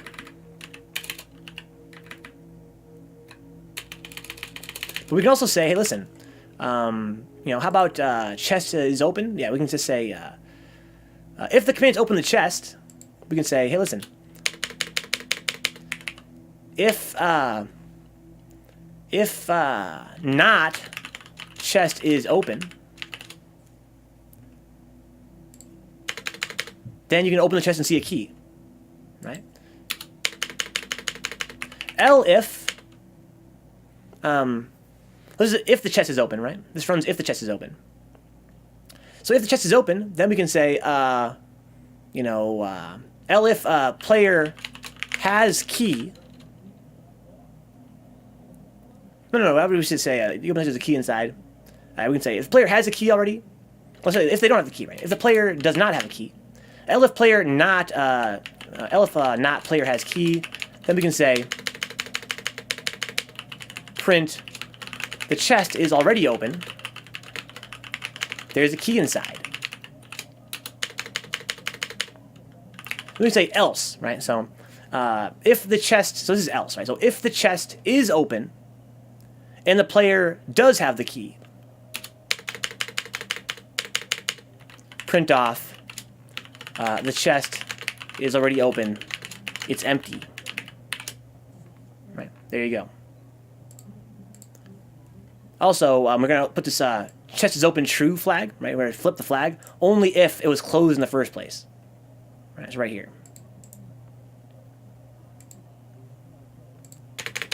There you go. So our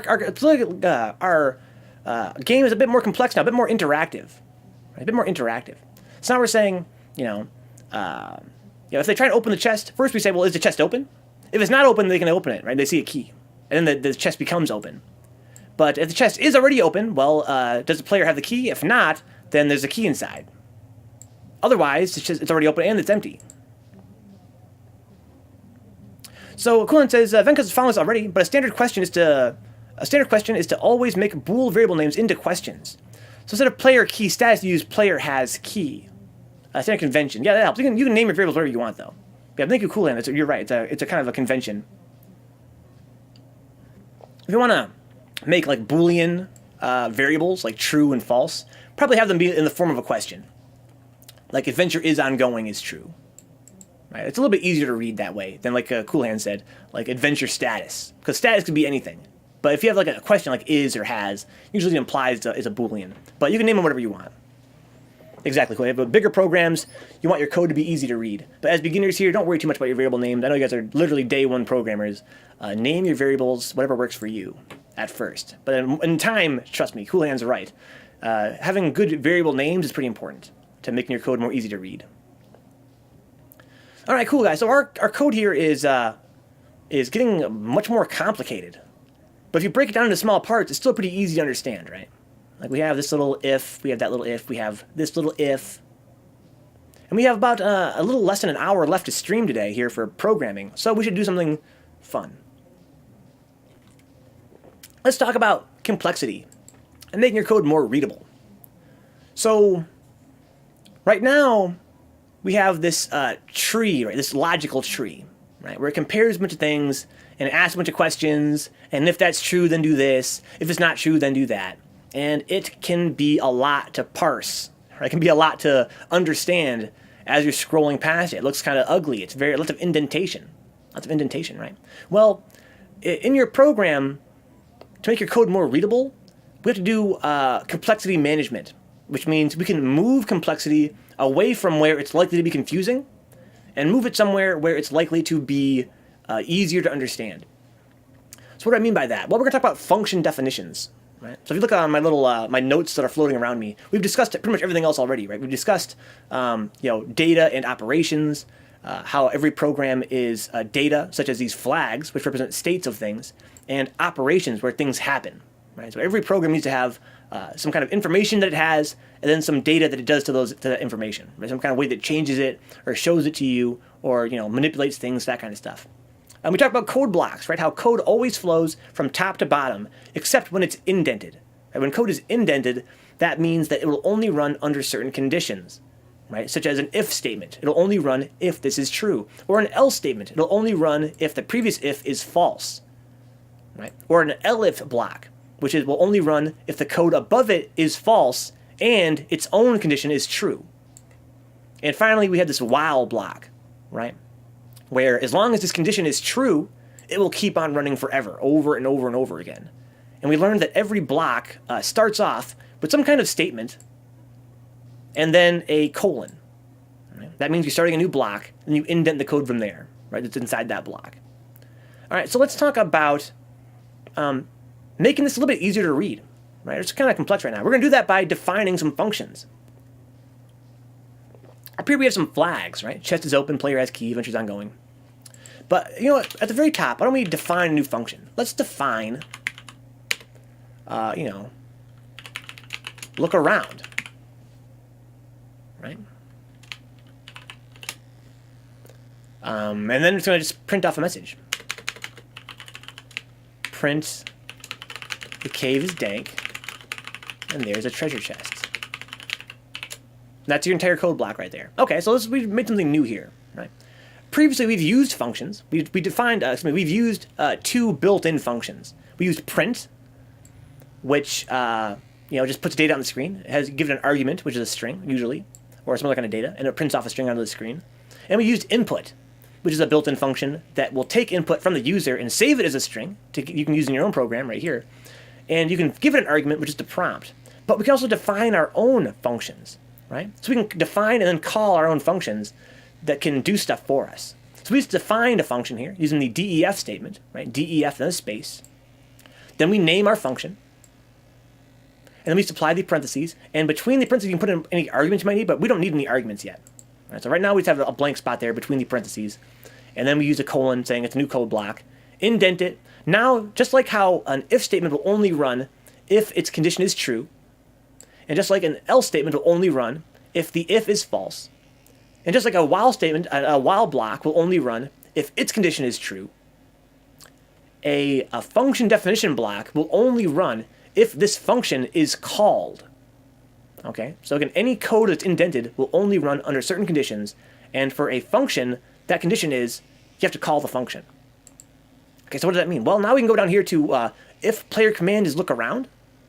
And we can get rid of this. And we can say, look around, right? So if player command is equivalent to the string look around, then call the look around function. So we do this, it calls this code up here in this block, right? Cool. So let's make another function. We're going to define a function do a dance. Right? It has no arguments. Print, you perform a breakdance. What style? Okay, so we can actually get rid of this code down here and just do a dance. Call the function we just wrote. Right, so what we're doing here is we're going to simplify this tree, which is getting pretty ugly looking. We're going to trim this tree, right? It's getting pretty involved. Lots of indentation, lots of if statements that are indented in other if statements, stuff like that. That's kind of a drag. So we're going to actually move all these to their own functions. So it's pretty easy to understand this. Right now we can just say, hey, listen, this entire tree is just, check the command, do a function.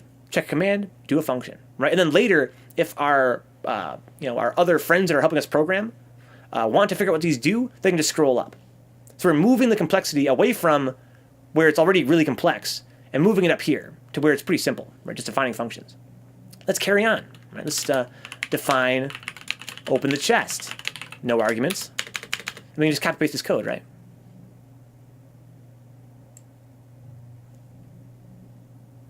I see we're gonna need a argument here.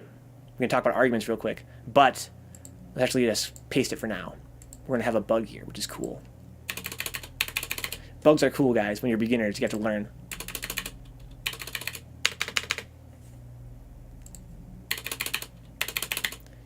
De-seeding a dank nugget. What's up, dude? De-seeding, huh? My man is busy right now. Okay. Oh, I put that too far. There you go. Okay.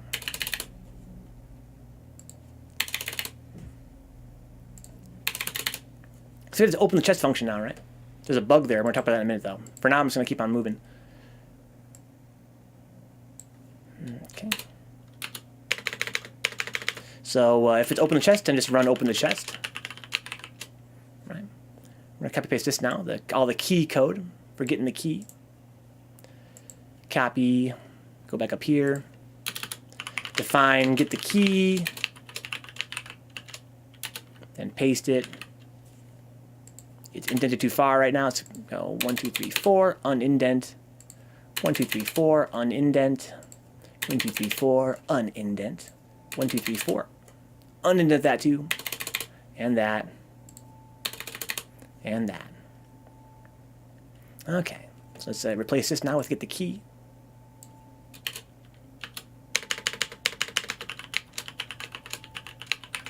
There you go. And then we can finally leave the cave. Herb says, what's up, man? When do we get to play this game? It's already playable, Herb. We were just playing it before you got here. I made some new bugs just now. So it's not going to work now. I broke it. But we're going to fix it before the stream's over, though. But it's pretty much already playable. How's your day been, homeboy? Scale 1 to 10. And you better say 10. So here we go. Define a new function called leave the cave. I'm going to copy paste this over there. Let's see here. Yeah, I broke it, dude. It's busted. We're going to fix it, though. 1, 2, 3, 4. 1, 2, 3, 4. Okay, so here's what we've done, guys. We have moved the complexity to where it makes more sense to have the complexity. Right, so now you can see this logic tree very easily how it works. Right, this tree is very simple now. It just says, hey, listen, check the command against another command. If it's the same thing, then use a function. Right? Check it against that, same thing, do a function. Right? Check against that, do a function. That's all it does, right? It's very simple to understand this code now. And the complex part is up here in the function definitions. So now we know look around works this way. Do a dance works this way.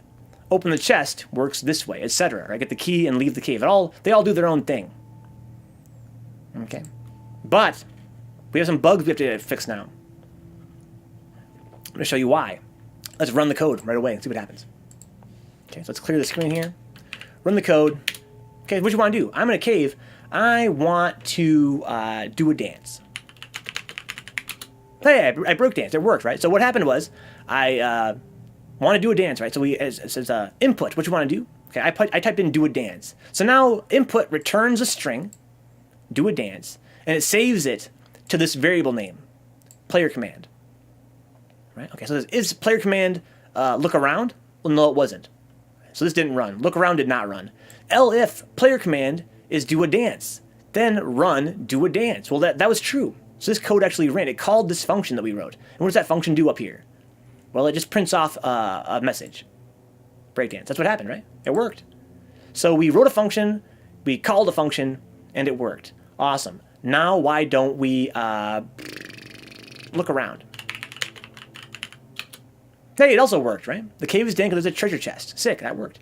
Why don't we try and open the chest? Uh-oh. Holy shit, guys. Hit enter. Oh, fuck. Jesus. We crashed. We got an error. Unbound local error. The local variable chest is open was referenced before assignment. What the fuck does that mean? What do you mean it was a local variable chest open was referenced before assignment? Well, let's go back here, open the chest. Okay. If not chest is open, then print you open the chest, right? If the chest is not already open, then you open it, right? Oh, well, fuck, dude. Look, chest is open.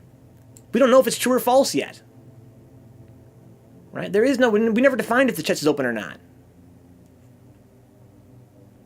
Right? Well, we could move this up here. Let's try that. Put this at the top.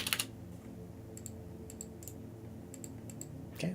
Now we know that chest open is false. Right? Okay. So now let's run the code again. So now we have, you know, chest open is false. And now we say, hey, listen, is the chest open? Right? If not, then let's try it. Right? Let's try and open it. So let's run this code. Now we saved it, right? Open the chest. Oh, no, it still failed. Why, guys? Why? I'll tell you why, guys.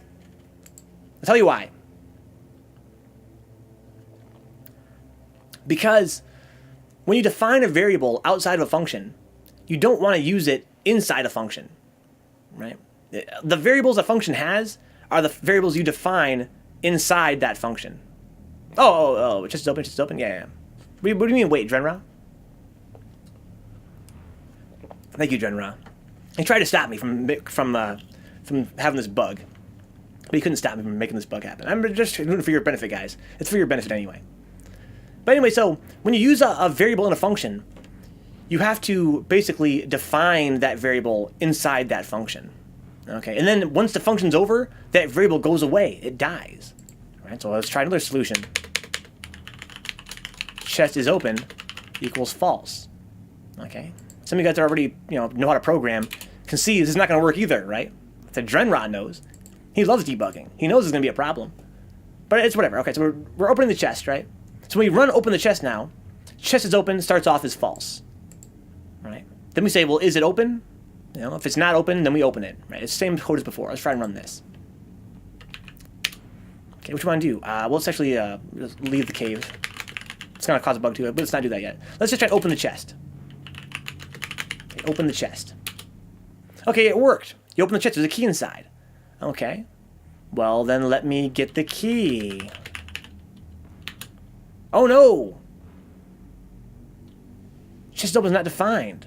We can't get the key, right? Because to get the key is the same problem, where it doesn't know if the chest is open or not.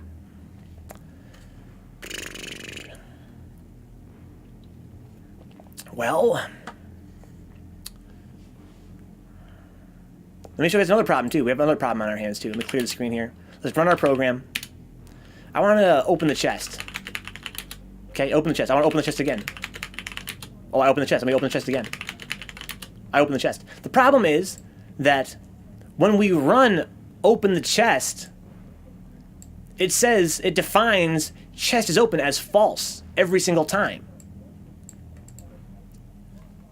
Right? So in other words, whenever I run this code, the state of the chest is reset to false. So the chest will never be open to get the key anyway. Because whenever this code ends, and whenever we rerun it, it just closes the chest again. So how do we get a variable into a function, and then change it, and then get it back out of the function?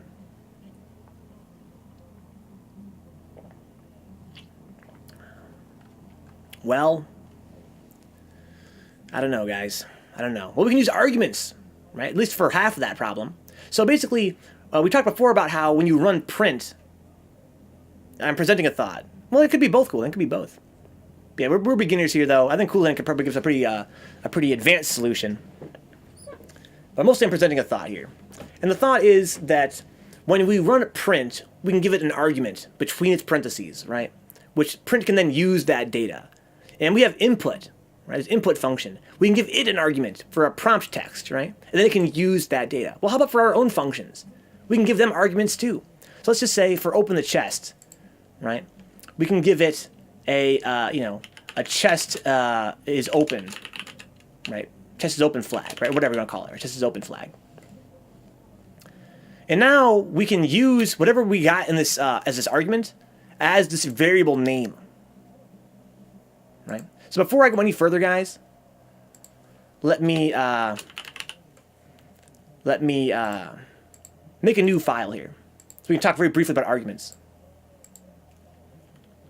Function arguments 2. Right. We're going to talk very briefly about how arguments work in function definitions, right? So we're going to make our own function here called, greet, greet, just greet. We're going to call it greet, right? It's going to just print off hello. A little greeting there. We're going to run our own function, greet. So our code is 3 lines long. We defined a function called greet. It has 1 line of code that it does when you call it, and then we called that function. Let's see what happens here when we run this.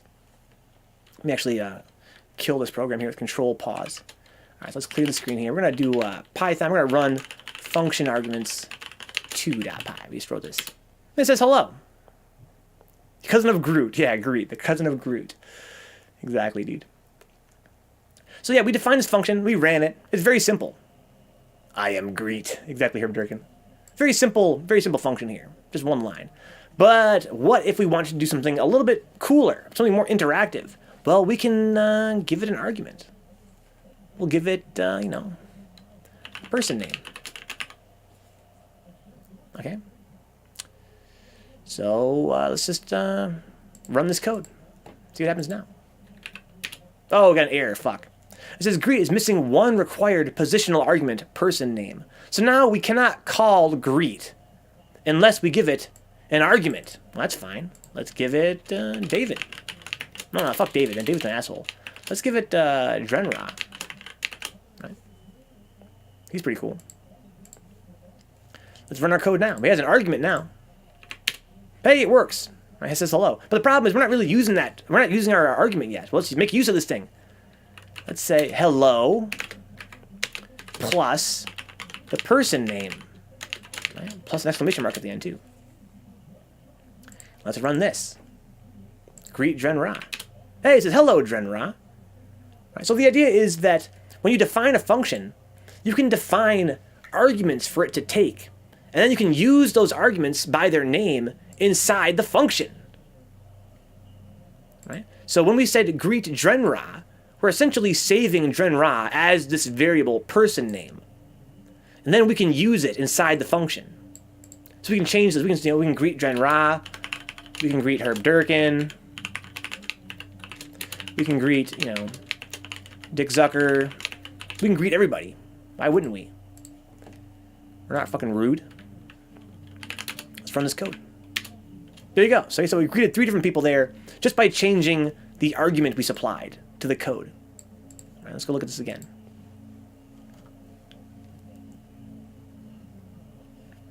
So it's pretty powerful, right?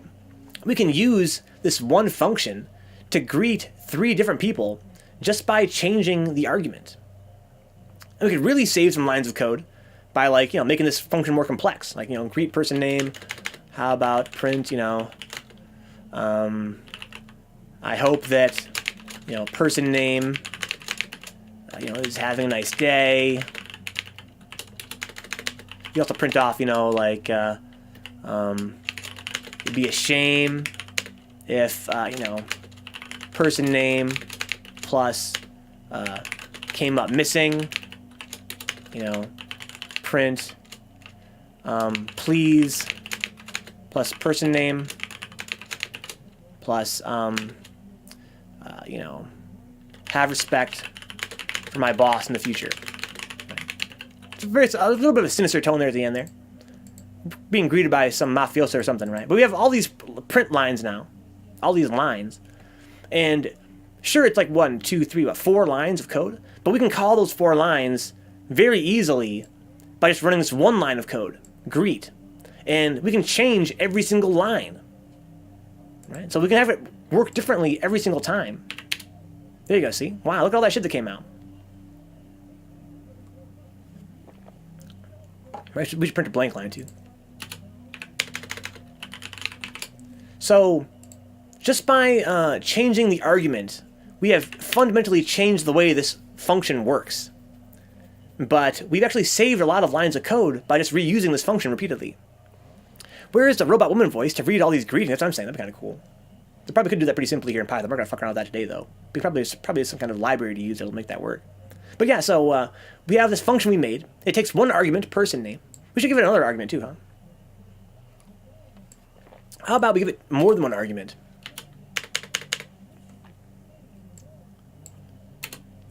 You know, how about we give it like a, you know, holiday name? Right. Let's say, you know, if holiday name is equivalent to Christmas,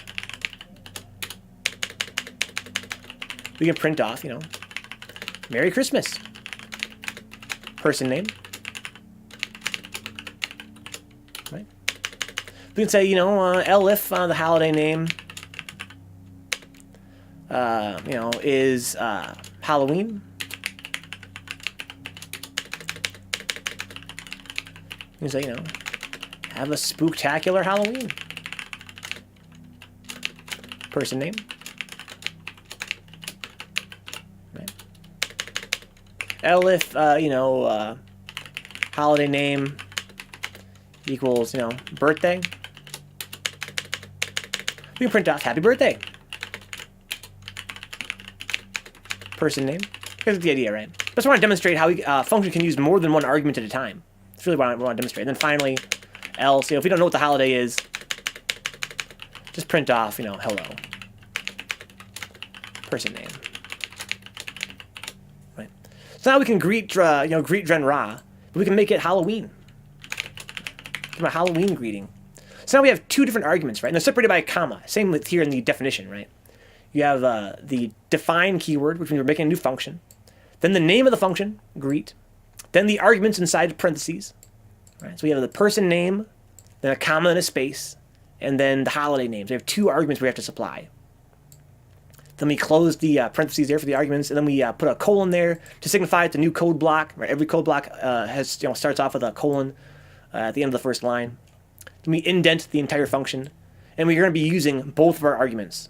Right? The holiday name is being used here to test against. Then we're using the person named as a part of the message. Let's see how this works now. Okay.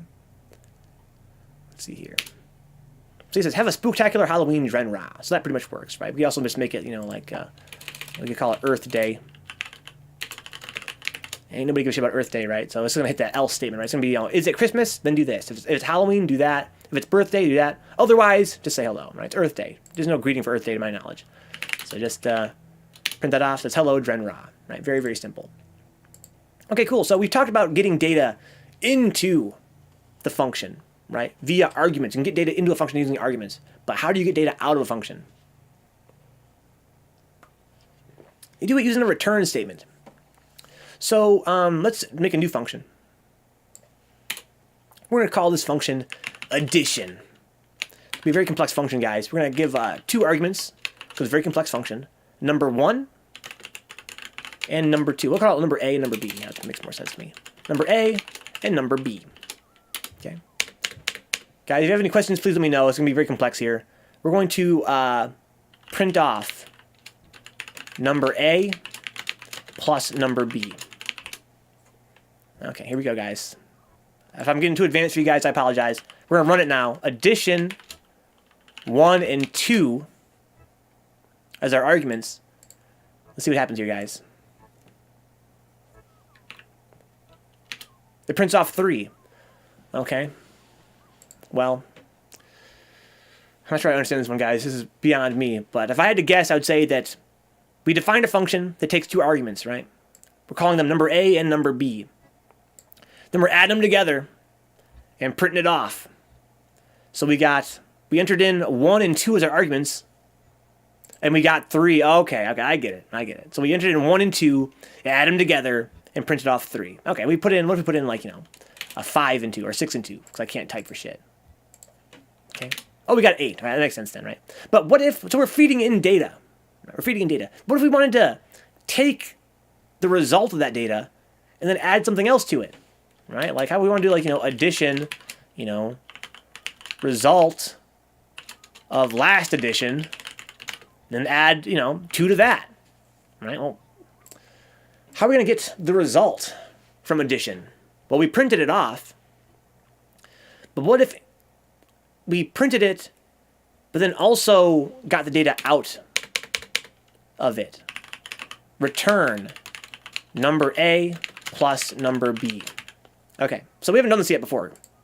But return is a statement that you can use inside of a function. And what it does is it ends the function right away. The function's over after that. But you get data out of the function. So now when you run this function, it gives you some data in return. It gives you number A plus number B. Cool.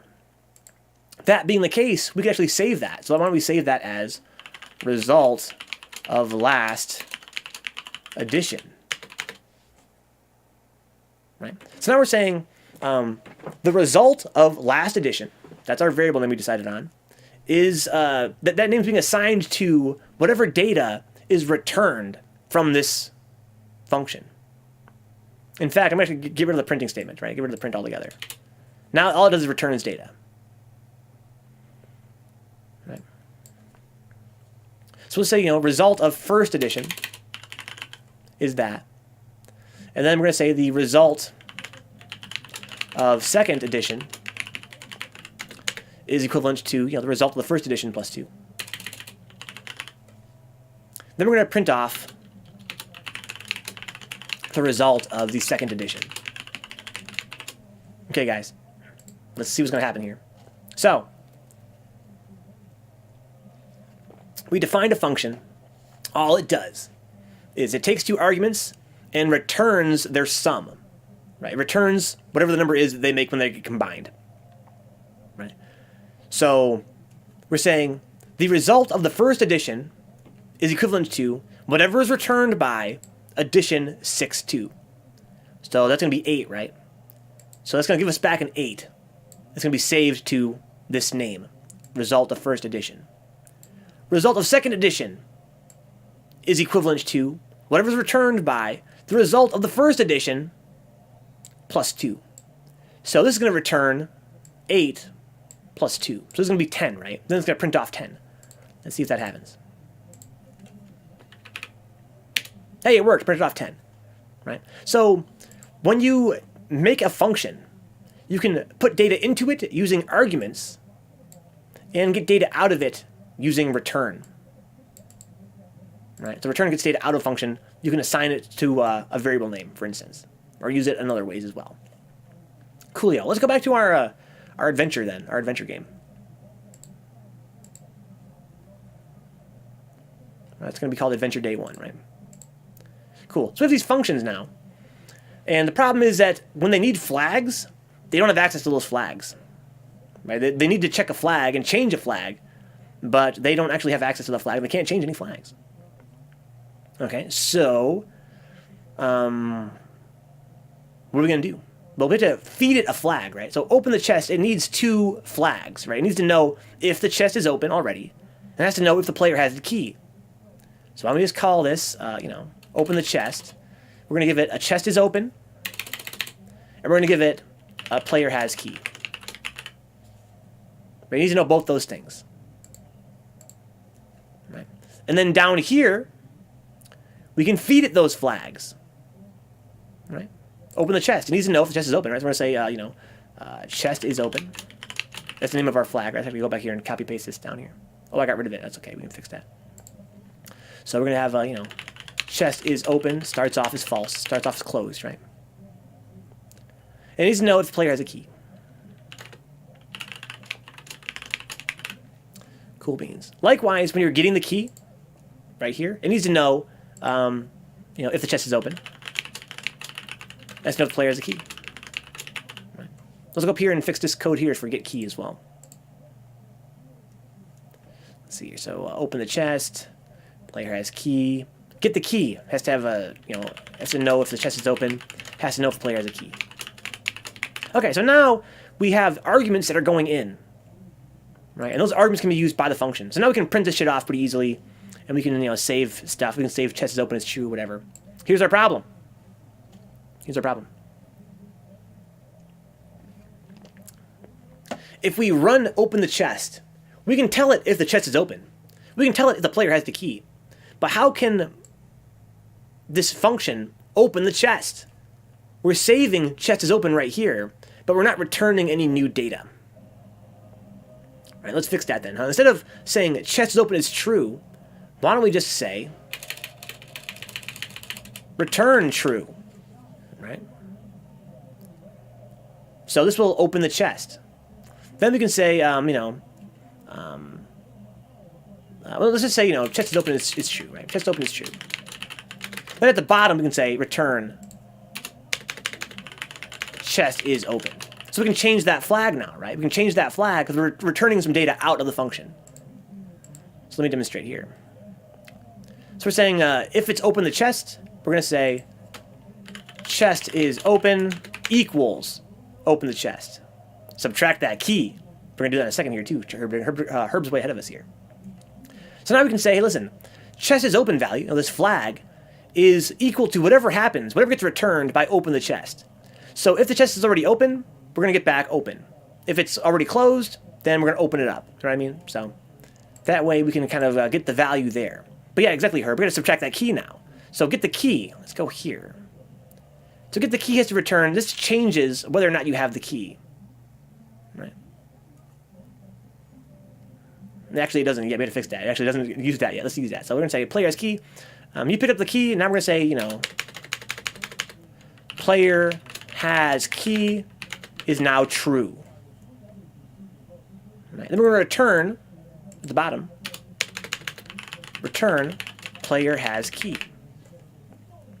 There you go. Now, guys, I want to warn you guys, this is not the most elegant way to solve this problem. But as beginners, without introducing any new ideas like lists or objects or classes or that kind of thing, this is what we can do now to make this code work. So we give it some flags that it needs. It has to know if the chest is open. It has to know if the player has a key. And then it returns the new value of player has key. Right? So if they have the key now they have the key. Let's go fix that down here. Get the key. So player has key is equivalent to whatever's returned by get the key. Cool beans. So now our code should mostly work. Oh, we also need to supply leave the cave has to know, it has to return a value for adventure being ongoing, right? So we're going to say adventure is ongoing is equal to whatever leave the cave returns. So leave the cave returns its new value for adventure is ongoing. There you go. So it returns false, right? Whenever you leave the cave, it returns false, and then we can end our adventure basically. So now the code should work again. Our code should be, I think, fully working now. I could be wrong about that. We're going to review one more time, by the way, guys, after this. Let me clear the screen here. Py, adventure day 1.py. I'm in a cave. What do I want to do? Well, let's test all our commands, right? Do a dance. Okay, did a break dance. I want to look around. Okay. That works. Then I want to get the key. I don't see a key. That works, right? Let's open the chest. Okay, you open the chest, there's a key inside. Okay, let's open the chest again. Okay, the chest is already open. There's a key inside. Okay, let me get the key. Okay, I got the key now. All right, cool. Let me get the key again. Okay, I already got the key. Cool. Let me open the chest. Okay, there's a chest already open. It's empty. I got the key, right? And now we can leave the cave. Boom, game over. We did it, guys. In one stream, we went from not knowing anything about programming to having our own little game where you enter a cave, open a chest, get a key, and GTFO. Herb says that's where Digital Eclipse fucked up. They didn't put, are you sure? They fucked up a lot of things in that game. So before we call it a night here, guys, and move on to some other stuff on the stream, let's examine one more time how our code works. We learned today, guys, that every program is made up of two things: data and operations, right? So data is the state of your game. It's the things that your game needs to know, such as, text to print off. That's data, right? Or maybe something that the user inputted. That's data, right? Maybe things to compare text against. That's data. Whereas operations are things your program does with that data. They might be function calls, right? Things that are happening. It might be, comparisons, like, comparing the user's string to a known command, right? You're doing something, you're comparing two things, right? It could also be addition, could be subtraction, could be anything that you're doing in your program, could be printing off stuff. It's things that are happening. So you need the data so that you can do your operations. And likewise, operations can take data to use it, such as via arguments, and then return data. Right? So operations, they oftentimes, or pretty much always, will require some kind of data, and very often will give you some kind of new data back. Right? For instance, right here, we're running open the chest, we're giving it some data, is the chest open, does the player have the key? Then we're getting back the new state of the chest afterward. Right? So we're taking some data and giving back some data. Right? So you could always think of your program as being of two halves. The information you need and the things you want to do. Right? We talked about code flow today, right? How code, typically, if it's not indented, flows from top to bottom, and it's read in order, right? So when we run our program, here's what happens, guys. It starts off up here, and it defines look around. It defines do a dance. It defines open the chest. It defines get the key. It defines leave the cave, right? But it does not run this code because indented code will only run under certain conditions. So yeah, that's all defined. It all gets defined, but this code is not run because it's indented. However, this code down here is not indented, so it just runs, right? So we define all this shit. Then we say, chest is open. We're assigning a name to this value. Right? We're assigning this name, chest is open, to this value, which is false, right? Player has key, right? Making more assignments, right? We're assigning this name, player has key, to this value, false. And we're defining adventure is ongoing, that's going to be true. Right? So we're going to use this information, this data, later. Then we do an operation, right? We print off an intro to the game. It says you are in a cave, right? So here's our operation, print, and here's our data, the string we want to print. We're applying that as an argument to the function. Arguments, again, that go between the parentheses of your function. And then we do a while block, right? So again, a block of code does not necessarily flow from top to bottom, right? So this block here, it doesn't get read top to bottom because it only runs if this function is called. Well, this code block here, this indented block, will only run while adventure is ongoing. So if this is false, this won't run. But we know it's true, right? Our people said it's already true. So adventure is ongoing is true. This code will run then, right? While adventure is ongoing, this will run. However, a while block will not only run once, it will keep running. Once it hits the bottom right here, here's the bottom, right? After this, it goes outside the code block. Once the bottom of the block gets hit, it returns back to the top. That's what a while loop is for. And it goes back to the top and it asks again, is adventure still ongoing? If so, it does it again. And then it repeats over and over again. And right here, if the player enters leave the cave, we can change the value of adventure is ongoing. Then when it asks it again, is it ongoing? We can say, no, it's actually not. Then boom, the loop is over with. We go right down here to the end of the block and leave it.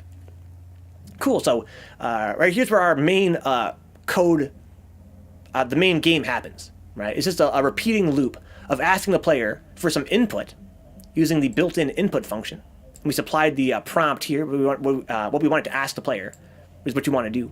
And then it saves that data that's returned back, the string that it returns, to the name player command. Right? So this returns a string that the player entered in, and we're saving it to this name player command. Then we're using some if blocks and some elif blocks and an else block to test that command and do things based on what they entered. So we say, hey, listen, if the player command is equivalent to look around, so if this comparison results in the Boolean value of true, then run this function we defined. Look around, we defined that up here, right? So now finally this code is run. Right? Before it was not run, it was defined but it didn't actually run. When you call the function, then it runs. Right? So we just called it. And then we say, hey, listen, elif means if this evaluated to the Boolean value of false and not true, then run this block if the player command is equal to do a dance, right? So if this above was false, if this ended up being false, and this ended up being true, then do this, right? Run this function that we defined up above, do a dance function. But then also, we have another elif, right? Which means if both of these were false, and this is true, then do this. Then we say, hey, listen, if all the above was false, and this is true, then, get the key. Right? And finally, we say, if all this all this was all false, and this is true, then leave the cave. And we end up with an else statement here. Else just means if everything above was false.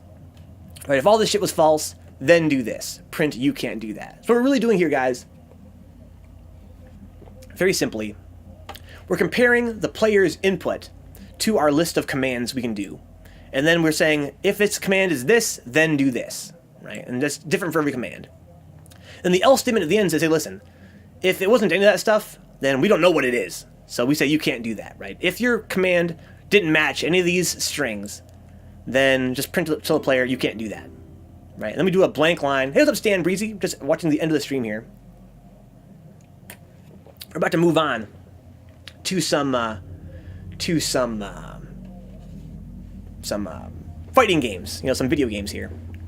We do programming here, guys, on Fridays from around 6 to around 9 p.m. Eastern. Right now it is 9:03. We're kind of ending our stream here for programming. But thank you for following, Stan. Come back on next Friday for even more programming. But yeah, so let me print a blank line, right? That's a bit easier to read that way. It's a bit easier to read because we print these blank lines. Every time we loop again, we put a blank line there to kind of break up the question and answer blocks. And then finally, when the loop ends, guys, when this loop is over, we print game over. And again, this is not indented, right? That means it's outside of this while loop, and it will only run once this while block is over. We can finally reach this point, get down here, print game over, and it's over. Going into a beard, I know, K-Reg. Thank you for the follow, Lukinha. We do programming here on Fridays, guys. We're really more of a gameplay stream. We stream a lot of video games here. A lot of retro games especially, some modern games, lots of Street Fighter. If you see me playing like a Street Fighter or a Final Fantasy or, Hitman or Mega Man Legends or whatever, guys, a Metal Gear Solid 2, for instance, don't get discouraged. I always do programming here on Fridays. So come back on Friday, there'll be more programming here, I promise. Goat Simulator, yes. Yes. There you have it, guys. This is our day one of programming. We went from being total noobs, right? Total noobs to programming, to having a very short little program here, but it's very powerful, right? It's a very short but powerful program. We made our own game for the first time. This game completely runs and it completely works, right? We start off in a cave and we can do a few different things. We can do a dance. We can look around. We can even, we found a chest just now. We can check the chest, right?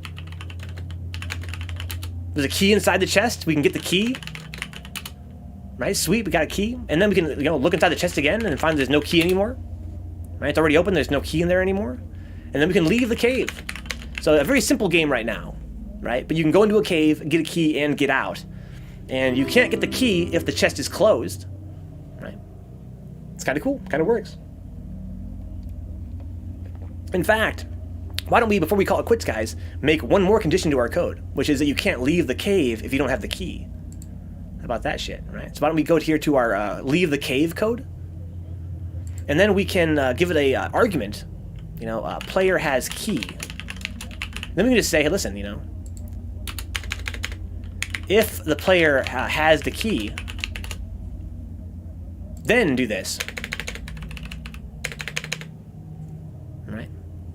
Otherwise, otherwise, or else, print, aren't you forgetting something? That's all it does then, right? So now if the player does not have the key, they can't leave.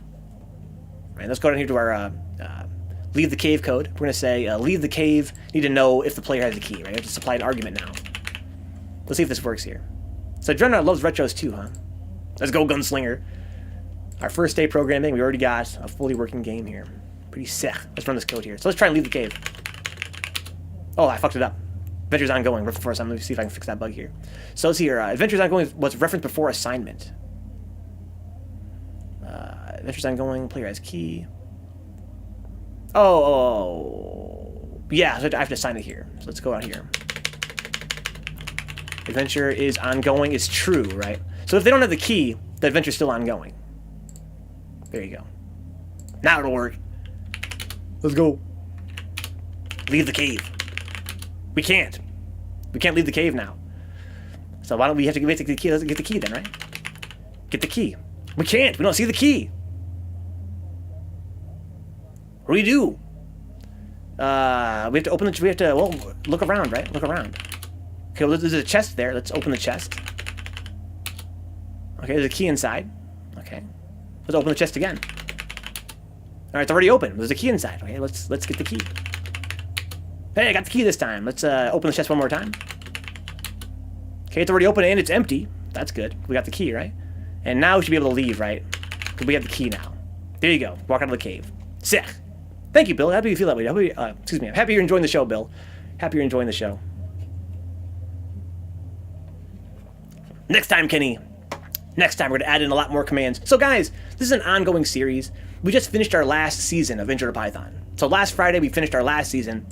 And the last season, which is available on YouTube, guys, that's at youtube.com/Vencabot archive. Or just search on YouTube for Vencabot. You'll find me that way, too. We started off from scratch, just like this one, right? Not knowing anything about programming. And we ended after 6 days with a fully working version of a Pokemon battle, which is kind of cool. You can fight Pokemon. You can define your own moves, make your own Pokemon. It's pretty cool. I'm very proud of that. We're starting a new season here, where we're starting... This is our first episode of the new season, where we don't know anything about programming, guys. But next Friday, we're going to take the same code and learn some new concepts and make the code better. Make it run better, make it easier to read, and make it more powerful, make the game more fun. Right? We'll be using that key to open a door or another chest. We can maybe even fight some monsters, who knows? It could be a lot of fun. But today we accomplished a lot, right? We actually started off from scratch in Notepad. That's all we had was Notepad. And we made a cute little game out of it. Dren says, awesome stream, Vencabot. The way you explained everything was easy. I'm happy you feel the way, Dren, now. I'm trying my best to make it easy to understand for sure, but I talk a little bit fast, I know. And I stammer too. But, yeah, we made a pretty cool program today, I think, guys. So next Friday, we're going to take the same code again and review it real quick and then expand upon it. Make it even more powerful. Make it more interesting. If you guys want to make your own games throughout the week, definitely feel free to do that. Check us out on Discord at vencabot.com. Go visit the vencabot.com website to get the Discord invite. We have an Intro to Python channel there. You can show me your games you've made, and we can talk about it. We can solve bugs together throughout the week. That could be really cool. But on Friday, we're going to return, guys. Guys, as usual, thank you for hanging out. Make this so much more fun for me. If you want to help the channel out financially, Patreon's a huge support avenue for the channel. That's at patreon.com/Vencabot archive. Excuse me, patreon.com/Vencabot. Or use the big orange button below my stream. Even $1 a month is a huge help. Helps me buy groceries and gas and tacos. It's very helpful around here. If you're like me, you want to help out financially, but maybe you're a student or you're working part-time or you're working full-time, you have a house to pay off and bills to pay. I know the struggle, guys. Trust me. I know the struggle. You just can't afford it. And it's no skin off my nose, dude. I appreciate your support just by being here. In fact, the best way to help out is to be here, come say hi, ask questions, hang out, make friends. That makes the stream a lot more fun for me as a streamer, 40 hours a week. Also, you can follow on Twitch for free for everybody following. Spread the word, tell your friends we're here doing programming and playing games. And save clips of gameplay mostly. They're kind of fun to promote the channel with. Share on Facebook and Twitter and our Discord server. Get the word out. And also check out my YouTube channel at youtube.com/Vencabot archive. I have more than 1,000 videos on YouTube. Just search for Vencabot on there. You'll find me. Thanks for the follow, Bill. 1883. This guy's more than 100 years old. Holy shit. 1883. Wow. Or is his graduation year, his birth year. But yeah, on YouTube, we've got more Intro to Python. You can go watch the first season in its entirety now. That's, Pokemon, the first season. We can also watch more gameplay there. All kinds of fun stuff, man. Tacos, cool, man. Tacos. Think about tacos. Like what you think, Herb. The Princess's Chastity Bells. We have to hide that key better, I think. That's too good of a reward for the very first key in the game. But yeah, it's kind of cool. I put a lot of work into the YouTube channel. It's kind of a major endeavor, but I'm pretty proud of the channel. Also, we're on GitHub, guys. If you want to check out the code we did for Pokemon, that's at github.com/Vencabot/intro_to_Python. That's Vencabot, that's github.com/Vencabot/intro to Python. We have the entire Pokemon code there. It's all commentated for your convenience. This is going to go live on GitHub starting over the weekend, guys. on the weekend. This code's going to be on GitHub. I'm going to share a link to that on Discord. But I'm going to call it a day here, guys, and come back with some fighting games, Fighters Mega Mix. I will see you guys next Friday for programming, and in a few minutes for some more gameplay. I'll see you guys very shortly.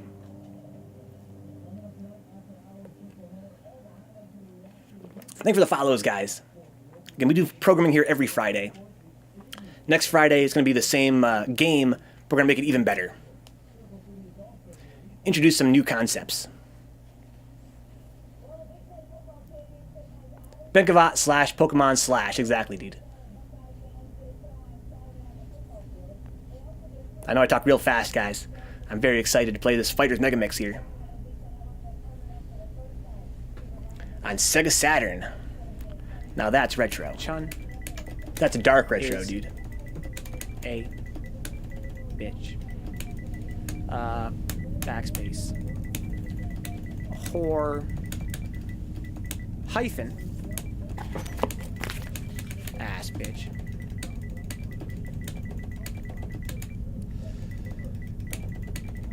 You fought admirably.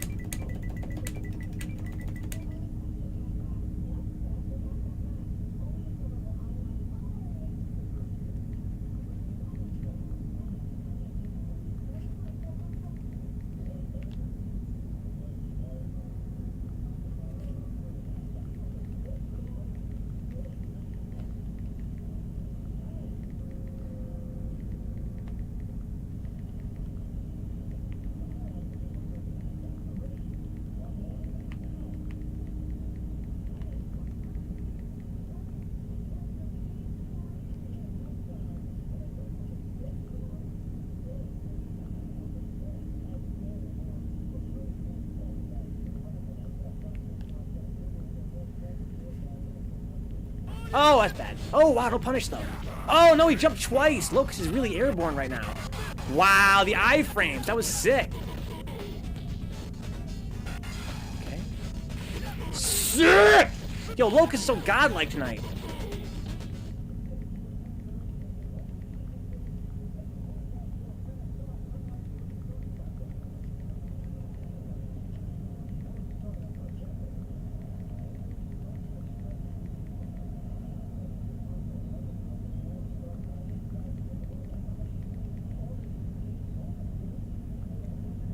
Yeah, good vibe. She is evil, a driven bitch.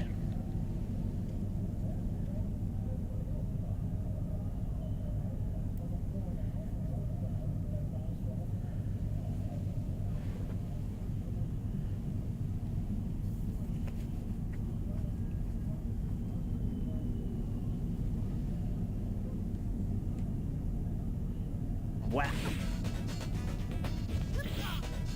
I think Juju was last year for the tournament, right? The tournament we ran. It's going to be coming up again, guys, on December 4th. On the 4th, the tournament's back. Yo, this is a good round. Diego just has to take this round. He can stop the bulldozing. Juju loves Chun-Li. Juju, get the fuck out of my chat, dude. You're not welcome here. No, you're welcome here, dude. I'm just joking. I'm just joking. That's what I'm saying. Like, you know, ban.